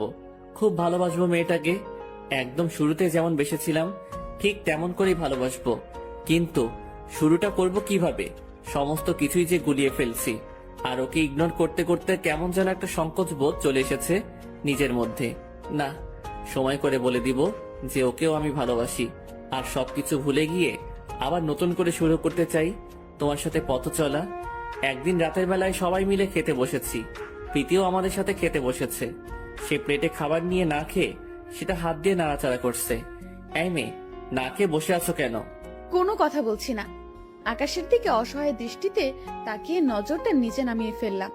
একদম খেতে ইচ্ছে করছে না, খাবার যেন পেট দিয়ে ঢুকছেই না।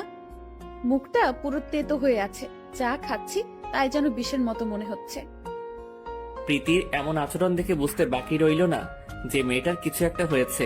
ওর অসহায় চাহনিটা কিছু একটা ইঙ্গিত করছে আমায়। কোনো কথা না বলে ওর সামনে থেকে খাবারের প্লেটটা নিয়ে নিলাম। আকাশের এমন কর্মকাণ্ড দেখে প্রীতি থ হয়ে দাঁড়িয়ে আছে ওর দিকে। অনেক সময় ধরে দেখছি খাবার না খেয়ে খালি খাবারগুলো নিয়ে নাড়াচাড়া করছো।